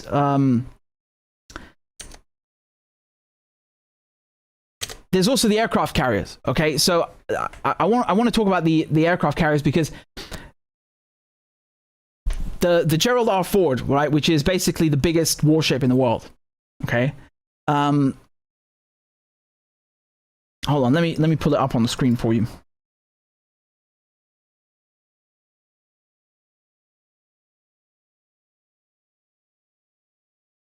Yeah, there it is. Okay.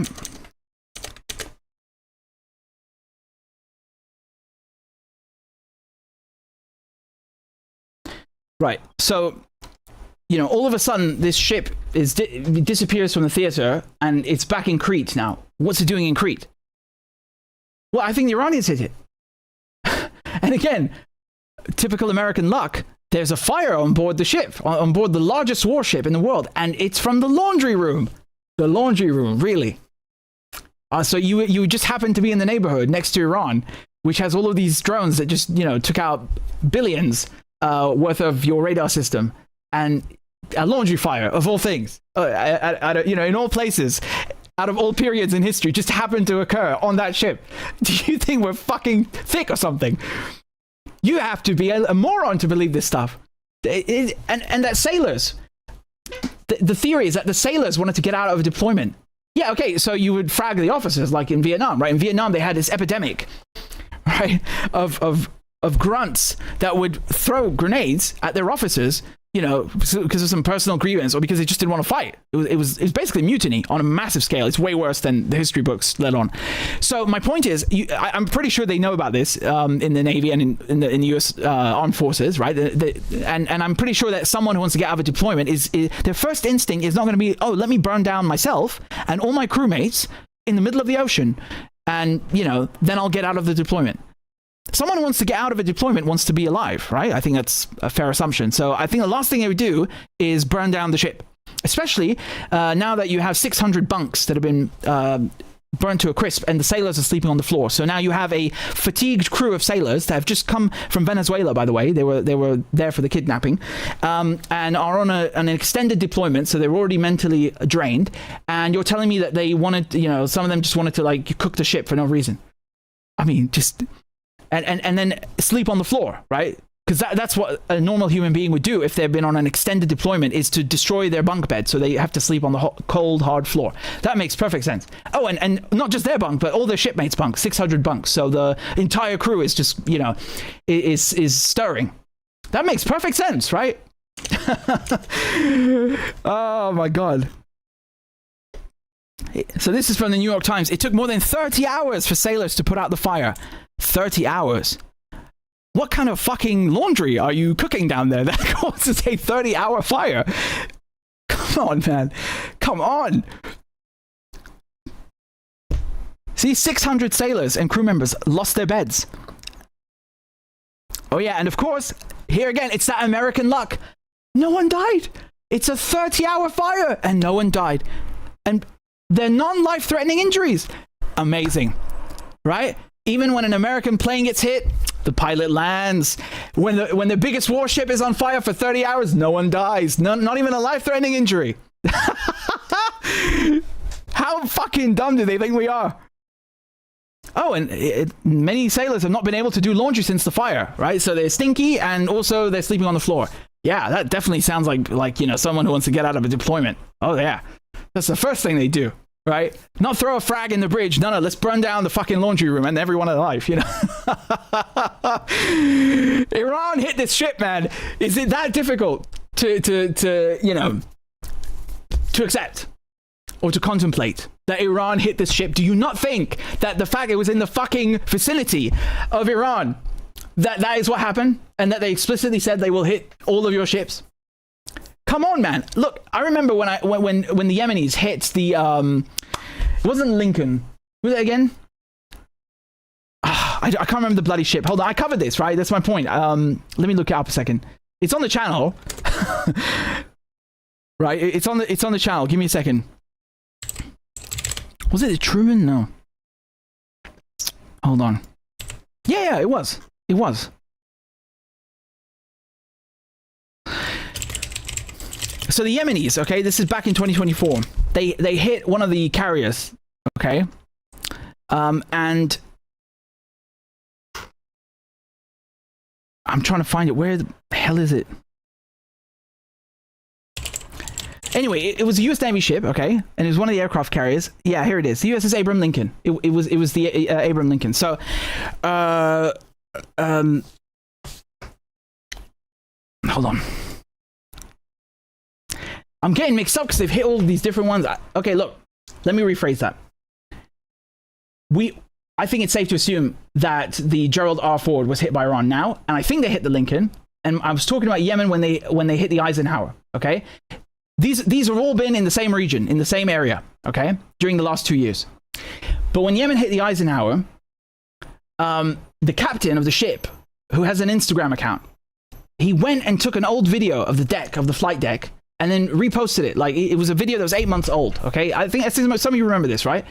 And he didn't say anything, he just posted the video, but it was in the same period where the media were going, oh my God, did Yemen hit this aircraft carrier, right? And it looks so suspicious. Like, why would you go and get an old video of the fucking deck and post it now, of all times, right? Like, he was obviously trying to pass it off as a current video, because he didn't say, oh, this is from 8 months ago. No, he just posted it, like, without any caption. And he's implying that, look, everything's fine. Jets are taking off of the flight deck. The carrier is pristine, in pristine condition. Yeah, that's a cover-up. You're trying to fucking cover up the damage that Yemen just did. It's so obvious. It's so, sometimes the Americans are like the Israelis. They can't lie. They just suck at it. So I think it stands to reason that if Yemen can hit the Lincoln and the Eisenhower, and get the captain of the Eisenhower to cover up the damage, I'm pretty sure Iran can hit your warships. Yeah, your aircraft carriers are sitting ducks, I'm pretty sure. And honestly, like, after the performance that they've just fucking put on, taking out an F-35, taking out all the radars, what the fuck? Like, they could probably hit the United States if they wanted to at this point. Do you doubt? Do you really doubt their capabilities? Is it that beyond, comprehension? I think this is Orientalist, arrogant, fucking Western thinking. Like, no way they can. The natives? This arrogant bullshit, right? This white bullshit is what it is, right? It's just hubris. Like, of course they can't. It's just dismissing it outright. Like it's an impossibility, you know. Yeah, well, okay, you say so.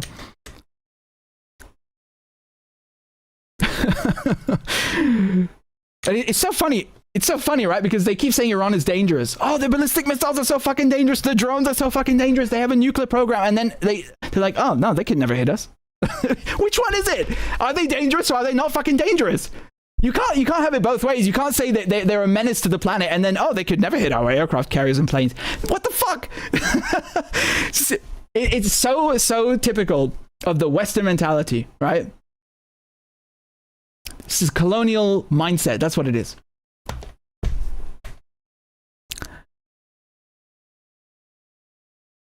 Yeah, so Larijani. Let's talk about Larijani.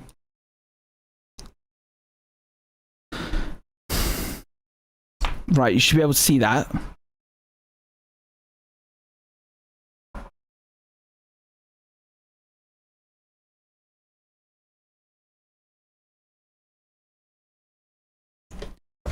The Americans and Israelis went and murdered Ali Larijani, who it's difficult to kind of encapsulate his career in a few words, but Ali Larijani was a philosopher, okay? So an academic, he's a scholar, worked in media as well, and at the highest levels of the Iranian state, okay? So he worked as a secretary to the National Security Council, and they assassinated him for no real reason except to kind of make a point that we're going after all of the senior officials in Iran. That's what the idea is, right?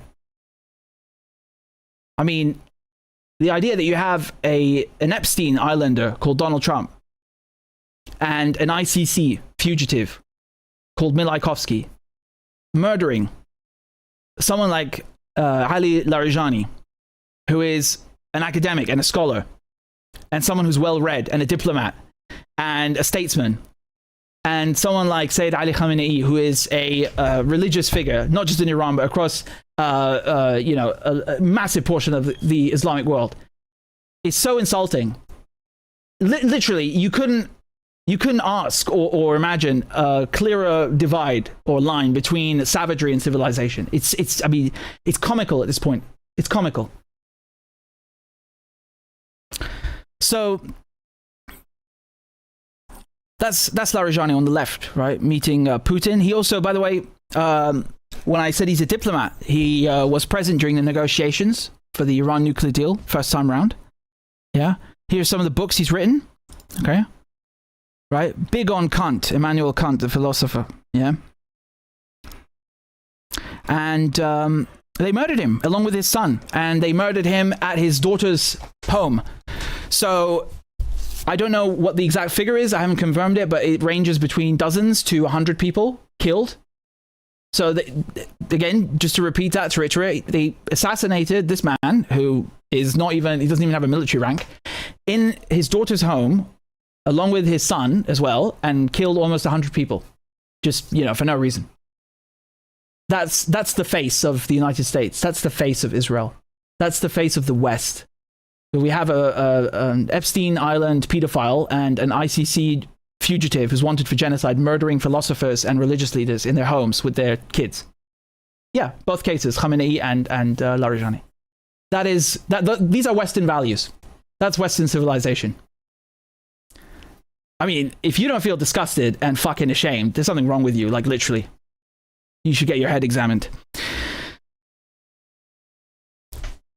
That's from the funeral. That's him on the right and his son on the left. And you can see pallbearers.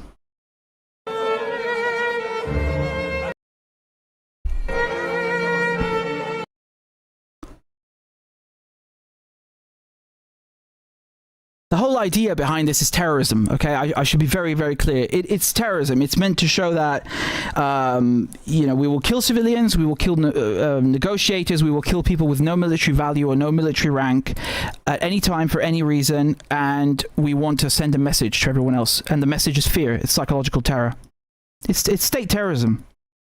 And I will talk a bit more about state terrorism shortly, because it's often excluded from the definition of terrorism, which is stupid and wrong. But Putin personally sent his condolences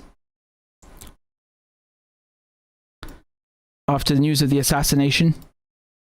And then in response, the Iranians launched, up until that point, if I'm not mistaken, that was the biggest barrage. It was just all night, non-stop. Like, during the day, we weren't sure if he was killed or not, because it was just the Israelis saying so. But once they confirmed it officially, then they started, hammering. I mean, all over. Like I said, I'm covering this 24/7, barely sleep. And I couldn't keep up. That's how heavy they hit. And, a lot of these, they use new weapons as well, right? There's wave 62, if I'm not mistaken, yeah? They hit Iraq, they hit, occupied Palestine, they hit the American bases in the Gulf. There wasn't, really, when I was watching it live and seeing it unfold, it looked to me like a repeat of the entire target bank from day one. It's like they took all the targets, right, that they had already hit up until the point of Ali Larijani's killing, and then just put them all in one basket and said, go again, and with bigger ones. That's basically what happened, if I can summarize it that way. Here's a video of Larijani talking about his encounter with Kissinger, Henry Kissinger, yeah. One second, let me position that for you, because it's bugging out. Okay, there you go. یه وقتی من رفته بودم امریکا، یه وقتی توی مصاحبه گفتم این رو که آقای کیسنجر گفته بود میخوام ملاقاتی با شما بکنم. منم دلم می‌خواست ببینم ایشون اومد حرفای مختلف راجع هسته‌ای و مسائل دیگه زد و بعد گفت شما میخواید با ما یه رابطه استراتژیک داشته باشیم. من گفتم ما با شما رابطه نداریم، شما میگید رابطه استراتژیک. چرا این سوال هم من میکنید؟ این روی میز گفت ما بعد از جنگ جهانی خودمون خطی کردیم، کشورها رو اسم گذاشتیم، یکی رو گذاشتیم فلسطین، یکی رو گذاشتیم نمیدونم سوریه، یکیش ترکیه، یکیش عراق فلان، جز 2 کشور، یکی ایران، یکی مصر. شما بودین، هستید و خواهید بود. ما چاره این جز این نداریم با شما راه بیاییم. یه آدم با فکر وقتی سابقه تاریخی ملت رو بشناسه اینجوری حرف میزن، نمیگه تسلیم. این ملت گنده تر از شما نتونستن تسلیمش کنن. It's very interesting. Sometimes I think, make no mistake, like, I think he's well aware, or was well aware, that Henry Kissinger is a war criminal. But if you compare this generation of so-called diplomats, they're so evil and thick and just pig shit ignorant that they make even a war criminal like Henry Kissinger look like a sort of mildly reasonable person, right? We don't have diplomats in the West anymore. We just don't, right? I come from a diplomatic family. I know what I'm talking about. There's a reason I didn't join the foreign service. It's because there is no foreign service anymore. It's just like, if there ever was one, really. But no, it's definitely not one now. Just, murderous, like the worst scum. I mean, like, who are the main so-called diplomats that the West has? Callous? Yeah, callous is the right word. Definitely callous. All right? That's the face of the best the West can do. I mean, I want to vomit, honestly. Marco Rubio? Shit, I mean, you're starting to make Colin Powell look good, and that's really bad. It's really, really not good. But no, like, the thing is that Cold War was sort of sobering for the West, right? There was an understanding that,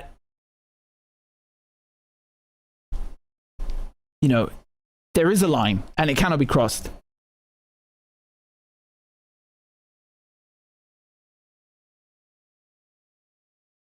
think the Americans are starting to learn that now, and Israel too. They're starting to understand that they crossed the line.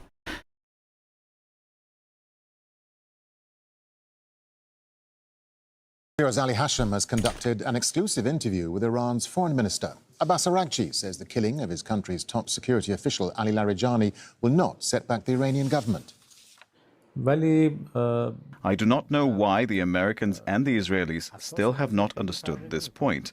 The Islamic Republic of Iran has a strong political structure with established political, economic, and social institutions. The presence or absence of a single individual does not affect this structure. Of course, individuals are influential and each person plays their role, some better, some worse, some less. But what matters is that the political system in Iran is a very solid structure. Yeah, I mean, the Israelis and Americans should know by now that it's not really going to accomplish anything. Again, they know this. I think the point is terrorism. And I'll come back to state terrorism afterwards. Here, this is from Elijah. Elijah says, if Iran officially confirms the assassination, so it is confirmed now, his replacement is likely to come from a more conservative and hardline camp. In practice, that would mean a figure less inclined toward political pragmatism, more supportive of an escalatory approach to the conflict. So rather than moderating Iran's posture, such a transition would push decision-making further toward confrontation, increasing the risk of a more sustained and aggressive response. Yeah, I mean, a lot of people used to wonder, okay, after Soleimani, what happens? After Nasrallah, what happens? And et cetera, because a lot of political leaders were assassinated.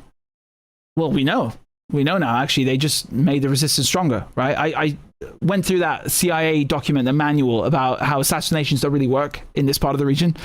And yeah, I also agree with Elijah. I think you're going to have someone who's more quote-unquote hardliner. I hate that bloody word so much because it's used in the Western media every day to describe like anyone who doesn't want to be a lapdog, right? Like, what does it mean, hardliner? Explain that. Like, relative to what? But anyway, just outrageous. I mean, if Iran had killed a fucking the occupant of a congressional seat in the United States, they would scream bloody murder. Never mind, someone as high-ranking as Larijani or the president or the Pope. Right? The hypocrisy is just stunning. It's insulting, really. It's extraordinary. Right? The thing is, the Iranians don't even want to sink to that level, which a lot of people don't understand. Right? In the West, this is like, oh, that's weak. No, mate. No, you don't understand. They're looking at this from a religious angle, from a moral angle. And that might make you uncomfortable, because if they are, then that means we are morally decadent. Yes. Congratulations, you have been illuminated. Have I opened your eyes? Yes, that's exactly what it fucking means. And a lot of Westerners do not want to look in the mirror. That's what this means. That's the conclusion of this kind of stuff. It's the only conclusion. There's a military or political value in it. It's just savagery. Terrorism, that's what it is. And it's the West.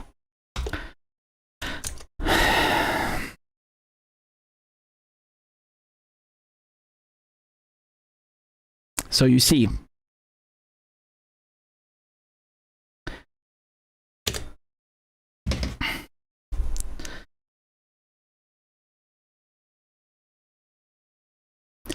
just give me a second to read some of your questions or comments on PayPal. And again, thanks everyone for supporting. I haven't played Crab Dance in a while. Kind of forgot about that. So I'll have to play one shortly, because we got Zafar, who just joined on Patreon, so thank you for that. And we've got a couple of donations on PayPal. This is from Kat, who says, keep doing what you're doing, man. Thank you. It's good to see you again. And we've got another one from hold on, it's not loading. Give me a second. From Andre, who says, thank you for your work. Thanks, Andre. And we've got another one over here from Stephen, who says, thanks for filling our media vacuum, and in face of their failed terrorism prosecution. I salute your bravery, bringing us the other side to their lies and gaslighting. Well done. Yeah, it's still going on. Half of it anyway. I mean, hopefully, be thrown out. But thank you. I appreciate it. And we've got another one from Rahman, who says, thank you for all your good work, Richard. Thank you. I'm very grateful for your kind words. And I'll play Crab Dance for Zafar. We haven't played one in a while, have we? Right? So some of you are probably new here, but we this is the tradition on the channel. Is that every time someone joins on Patreon, there's a mandatory crab dance. And if you haven't seen one yet, prepare to get your mind blown. Clap for that, you stupid bastard. Corn Pop was a bad dude. And he ran a bunch of bad boys. Listen, fuckhead, you have fucking crossed the line, claiming I'm the enemy. You got that, you goddamn son of a bitch? I don't give a fuck what you think, bitch. Good morning. Sunday morning. Cut that bitch off. Thank you for Iron Dome. Thank you. والله انت كلاب بصراحة يعني. ماشي نشتغل عادي. We lied, we cheated, we stole. China. And you ain't black. There's always the macro. And then there's the micro.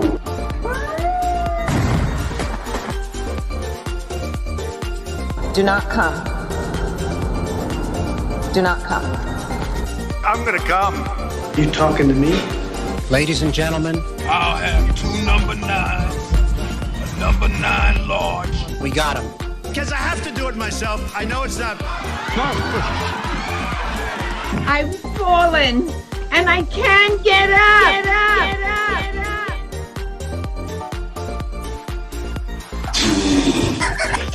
Oh!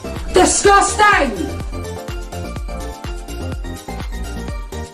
She was 12, I was 30, but anyway.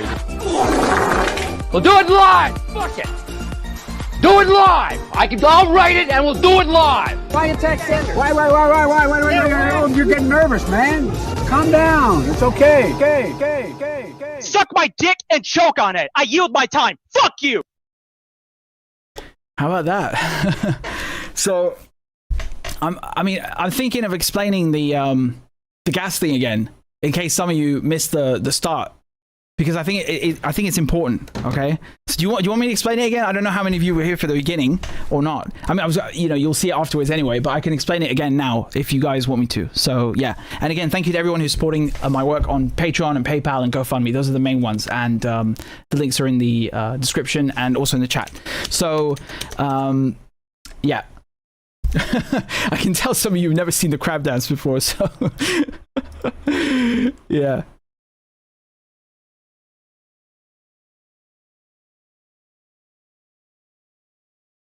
So someone is asking if the West profits from cornering the energy market and Iran prevails, wouldn't their energy monopoly be temporary? Well, prevails in what way? Do you mean they survive, or they shut down all the US bases in the region? Like, be more specific, because look, the thing is, they've already cornered the market. Like, you have to go to the United States now. There is no other way to get gas. Iran, they control the strait, but as you probably guess, they can't. Look, the oil is one problem, right? The ships could be shot, sunk, and they're under sanctions. And the gas, Iran consume most of the gas, right? Iran consume 94% of their liquefied natural gas. So they're not exported. You can't get gas from Iran. And you can't get gas from Qatar now, and you can't get gas from Russia because it's sanctioned, and they're hunting the ships. So you have to go to America. I don't understand why, I know it sounds fucking crazy, but that's literally already the case. It is the case right now. So, and Russia can't. Yeah, again, if you want me to, I can explain the whole thing again if you want me. So,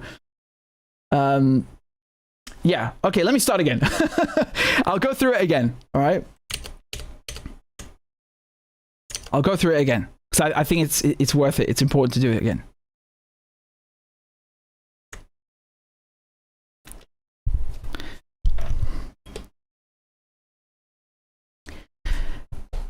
So right now, the Americans have basically consolidated their control over the world's energy supply, okay?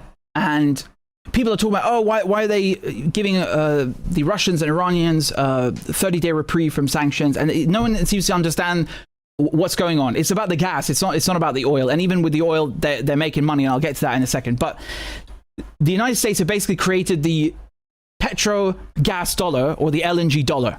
Okay, and again, you heard it here first. Okay, right now, Russia is out of action. Remember, they bombed Nord Stream.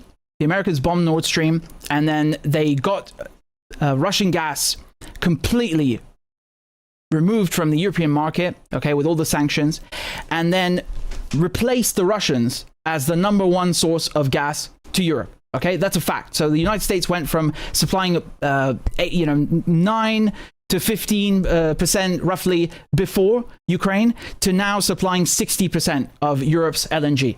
Okay, they're the #1 supplier to Europe. They control Europe. And Qatar used to supply about 20%. Now they supply 9%, and those, that's also gone after the South Pass and Ras Laffan were hit. Okay, so Russia is out of the picture.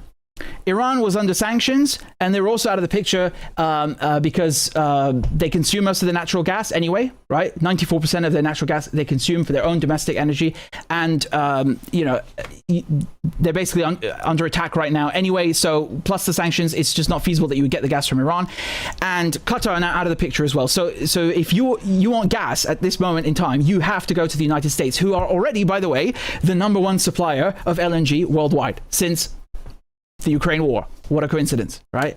So the United States, after Ukraine, completed this long-term plan that many American officials are openly talking about on camera, that they want to get Russian control of Europe, Russian gas out of Europe, and they just took over and monopolized the European market. And now they've taken out even more of that, they've taken over even more of that market share. So the 9% that Qatar used to give Europe is going to become American now.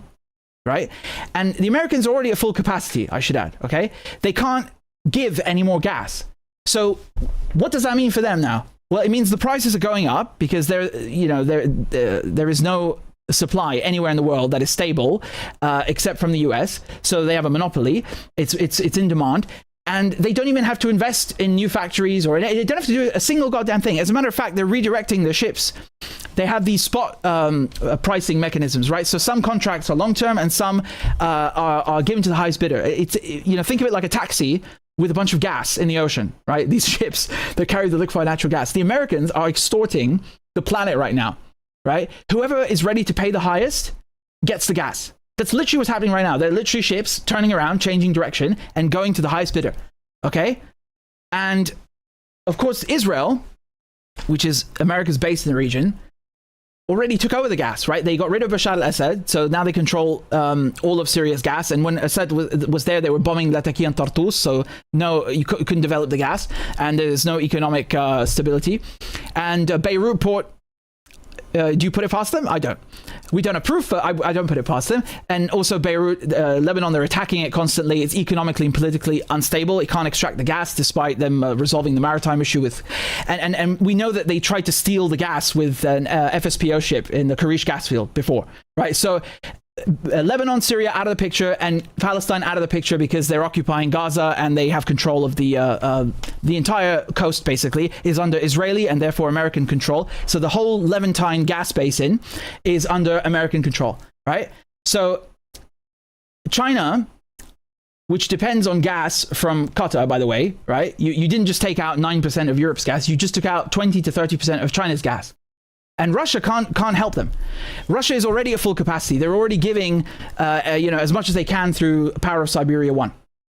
It's at full capacity, and the other pipelines aren't done yet. And the LNG ships, they don't have enough to fill that hole that's just been created. As a matter of fact, the Americans and the Ukrainians just blew up one of the Russian LNG ships that was redirected because of this war in the Mediterranean. So the Americans are physically blowing up Russian LNG ships, and not just physically stopping the gas from getting to other people, but they're driving up the insurance prices for Russian ships.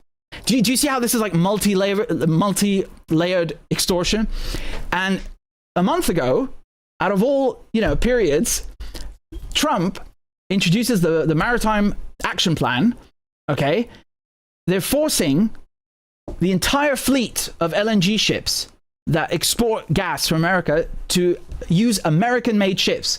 And of course, that's angering the traders. But that means that now you're going to have, those companies, those traders have to inject that money back into the American economy. So that helps the American, basically, they're going to be making double the money from that, and also from the fact that anyone bringing in cargo to the United States, that means all of the crude oil that comes to the US to be refined, because the US are the number one refiner of crude in the world, that is either going to be taxed under this plan. So they either make money from the tax, or you switch to an American-made ship, and in either case they make money because you had to invest in a naval shipyard built in America. So no matter how you look at it, the United States makes money in the end, through the tax or through the ship that you're using being built in America, okay? And that applies to both oil and to all cargo and LNG.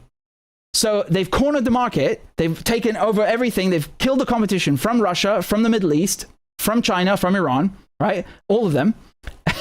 And now for oil, right, because the price of oil is going up, you have to remember the United States, they're the number one exporter of refined crude oil. So for them, yeah, they have to pay more as the price of oil goes up initially, but once they brought it to America and they've refined it and they're ready to export it, they'll just mark up the price anyway, right? So they don't actually lose any money, they just pass the costs on to the consumer.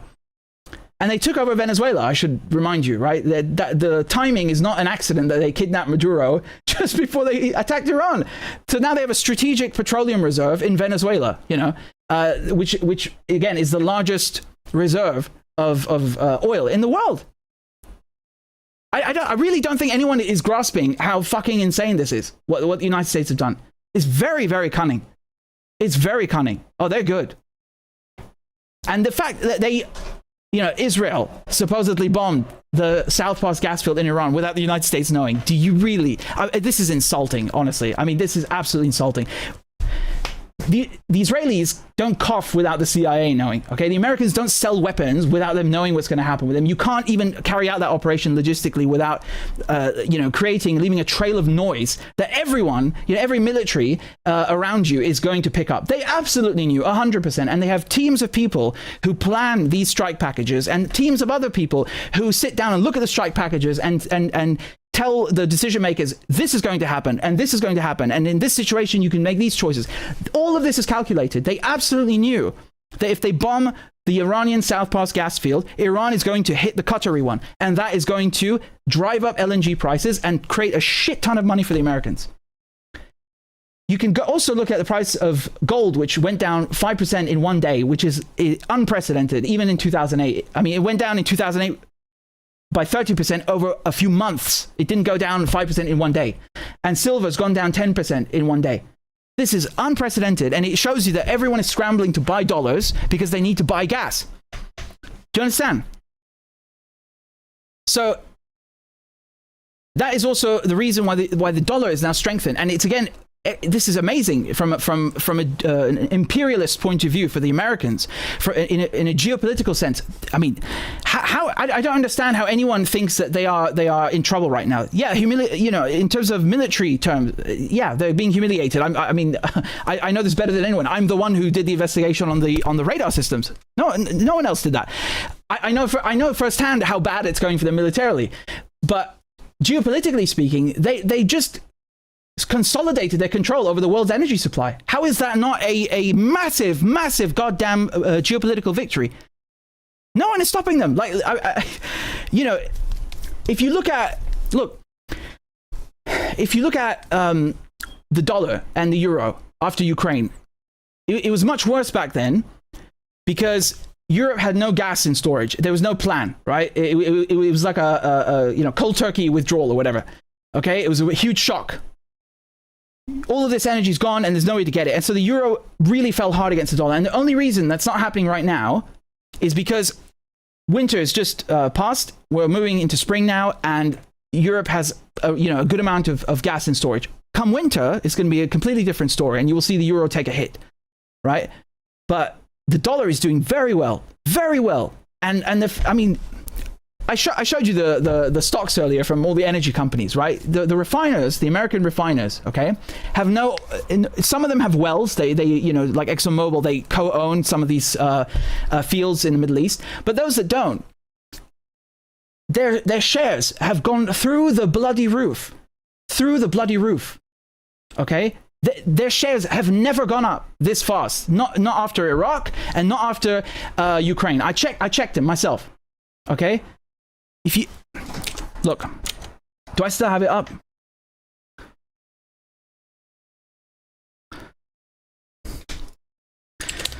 Phillips 66, for example.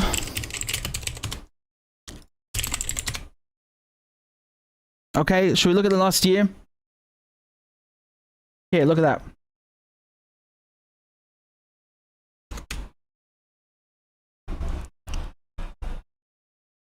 You see that?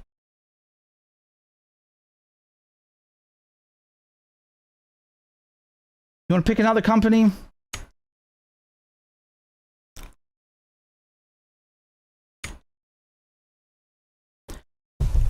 Literally saw a headline in Bloomberg earlier where I was reading the article to you about how they weren't mincing any words, right?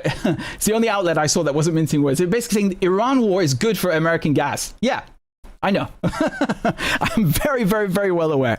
Okay. Here, let me show you some other ones. I mean, this is absolutely ridiculous. I even have to, look these up. I don't understand how anyone thinks that you can get gas from anywhere in the world now except the United States, right? And how they haven't placed everyone in a bind now. These are just, it's a disaster. And the issue of Iran hitting trains 4 and 6 in the Ras Laffan gas field. Very bad because, yeah, it's owned by ExxonMobil and Qatar. So you're hurting the Gulf and the Americans. But the problem is that gas goes to China.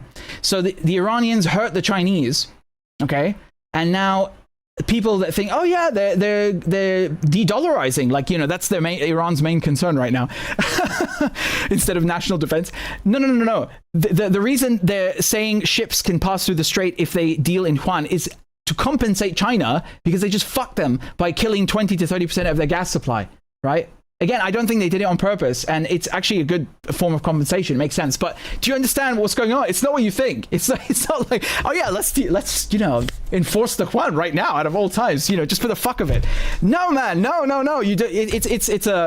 I think it's really to kind of shield China from the damage that just happened. That you just cut off 20 to 30% of their gas. You think that's a joke for China's economy? They can't. I told you they can't get it from anywhere else. The Russians are at full capacity already. So yeah, this is bad, and it's good for America. I really don't know why people can't grasp this. Why they think this is good.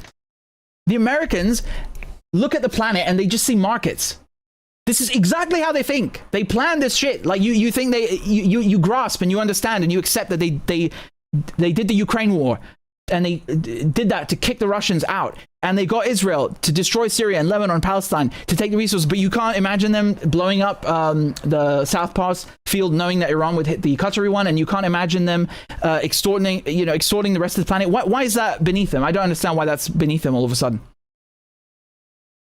A lot of people refuse to accept this now because they've got their hopes up so high that they want Iran to win because they want the empire of evil to fall. I get that. Yeah, I get that. But these are cold, hard facts that we're dealing with, and being humiliated militarily, which is the case, is not the same as we say in English, right? You might have won the battle, but you didn't win the war. So we don't know how this is going to play out. And just because the US is being humiliated militarily, it doesn't mean that geopolitically they're going to fall as an empire. They could fall tomorrow morning. I mean, there could be a fucking nuclear holocaust this evening. Who the hell knows where this is going? But I don't think that this is a position of weakness when you just consolidated control over the bloody global energy supply. How is that weakness? I don't get this. In what way? In what way? Tell me.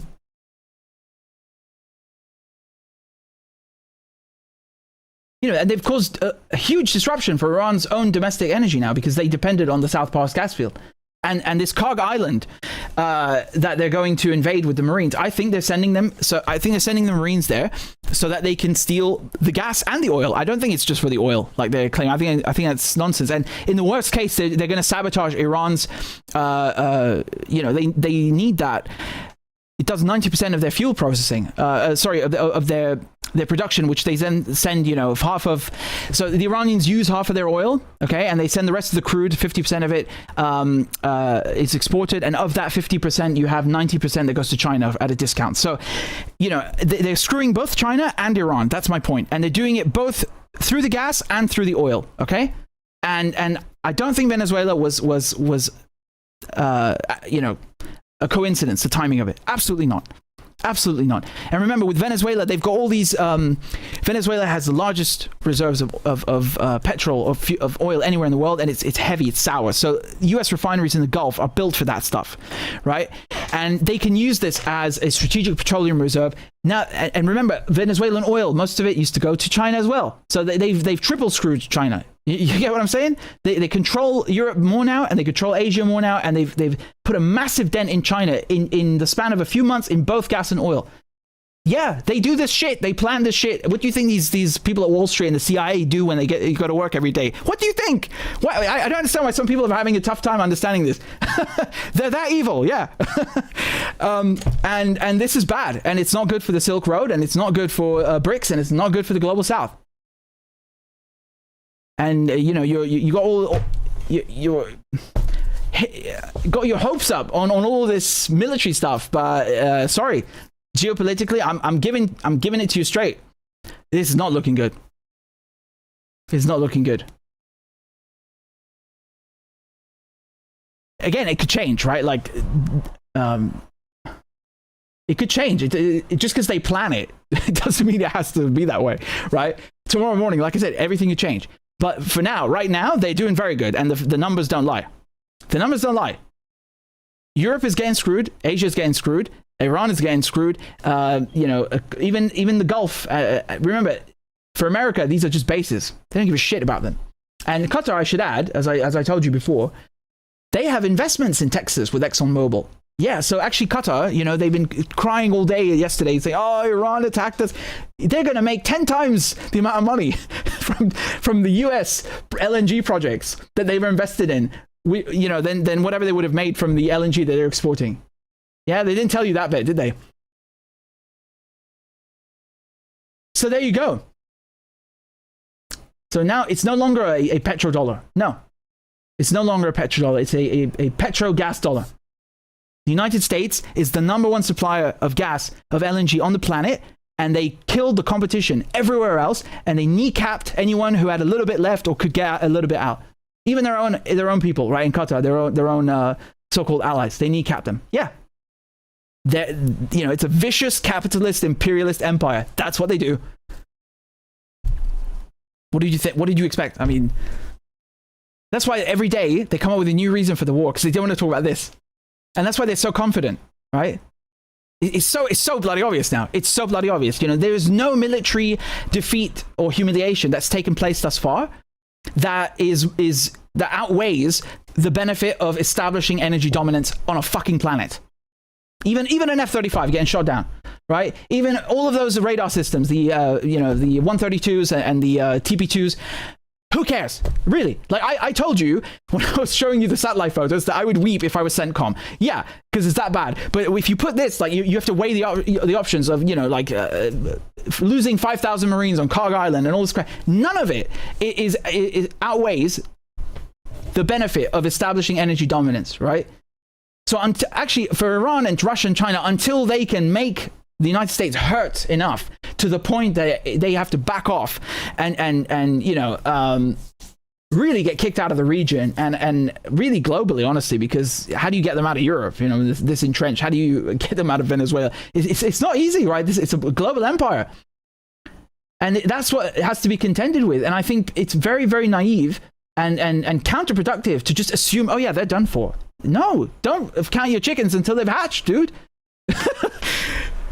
Especially with this issue, like, don't be so sure.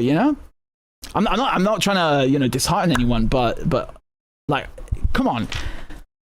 these people, I don't put anything past them. And you know, in terms of the petro yuan, which some people, you know, think is a thing, nah, mate. They're doing this to help China because they screwed up Qatar had to declare force majeure, so they cancelled their supply of gas to China. They just can't deliver it because the exact trains that store the gas meant for China just got blown up by Iran. And I don't think Iran did it on purpose, but you know, it is what it is. And I mean, there's also the alternative. They're just lying. Right, Iran. I mean, Qatar and the US could just be lying and saying, "Oh, we can't deliver the gas to China." Right? They could claim it was trains 4 and 6. Do we actually know? I mean, we'll see with the satellite photos. But my point is, they're going to make so much money. Yes, Qatar as well. Right? I told you they're invested in Texas in the US LNG. What a coincidence, right? What a coincidence! Everybody wins. Ain't that capitalism, right?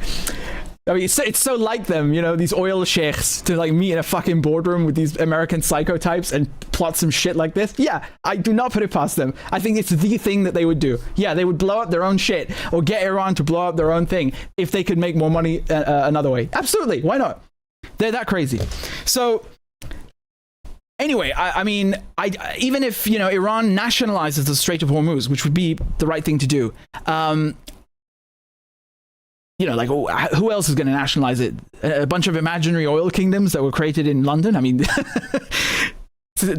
you know, maybe Oman. Oman is a real country, you know. But anyway, my point is, even if Iran nationalized the Strait of Hormuz, yeah, okay, what then? I mean, they made sure that Iran can't even extract the gas, and that gas was being used 100%, almost 94% domestically. So you can't think that, oh, well, Iran could then export the gas. No, I mean, and they're under sanctions and they're under attack. So it's not an option, right? That's part of the plan. It's the whole bloody plan to kill the competition. That's why they pulled out of the nuclear deal. It's part of this plan. And you know, Qatar's side now is out of action. So forget that gas field. Forget it. And then, of course, you know, the Levantine Basin, the Israelis will probably start stealing that. So, you know, taking from that. So, you know. And Russia, you have to go to the US now. You have no choice. That's why they're making bank right now. So, yeah, I don't know what is going to happen tomorrow morning. You know, what the future holds, how they're going to counter this strategically. But right now, it's looking good for them in Wall Street. Very good.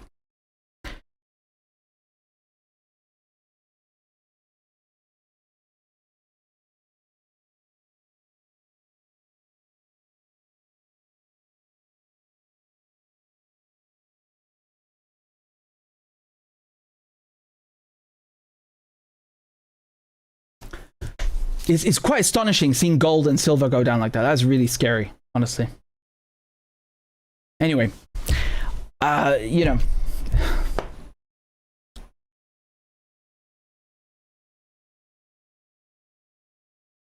Again, thanks to all of you for tuning in, and thank you for supporting the show and supporting the channel. And I'll leave the links to the PayPal and the Patreon in the description and the chat.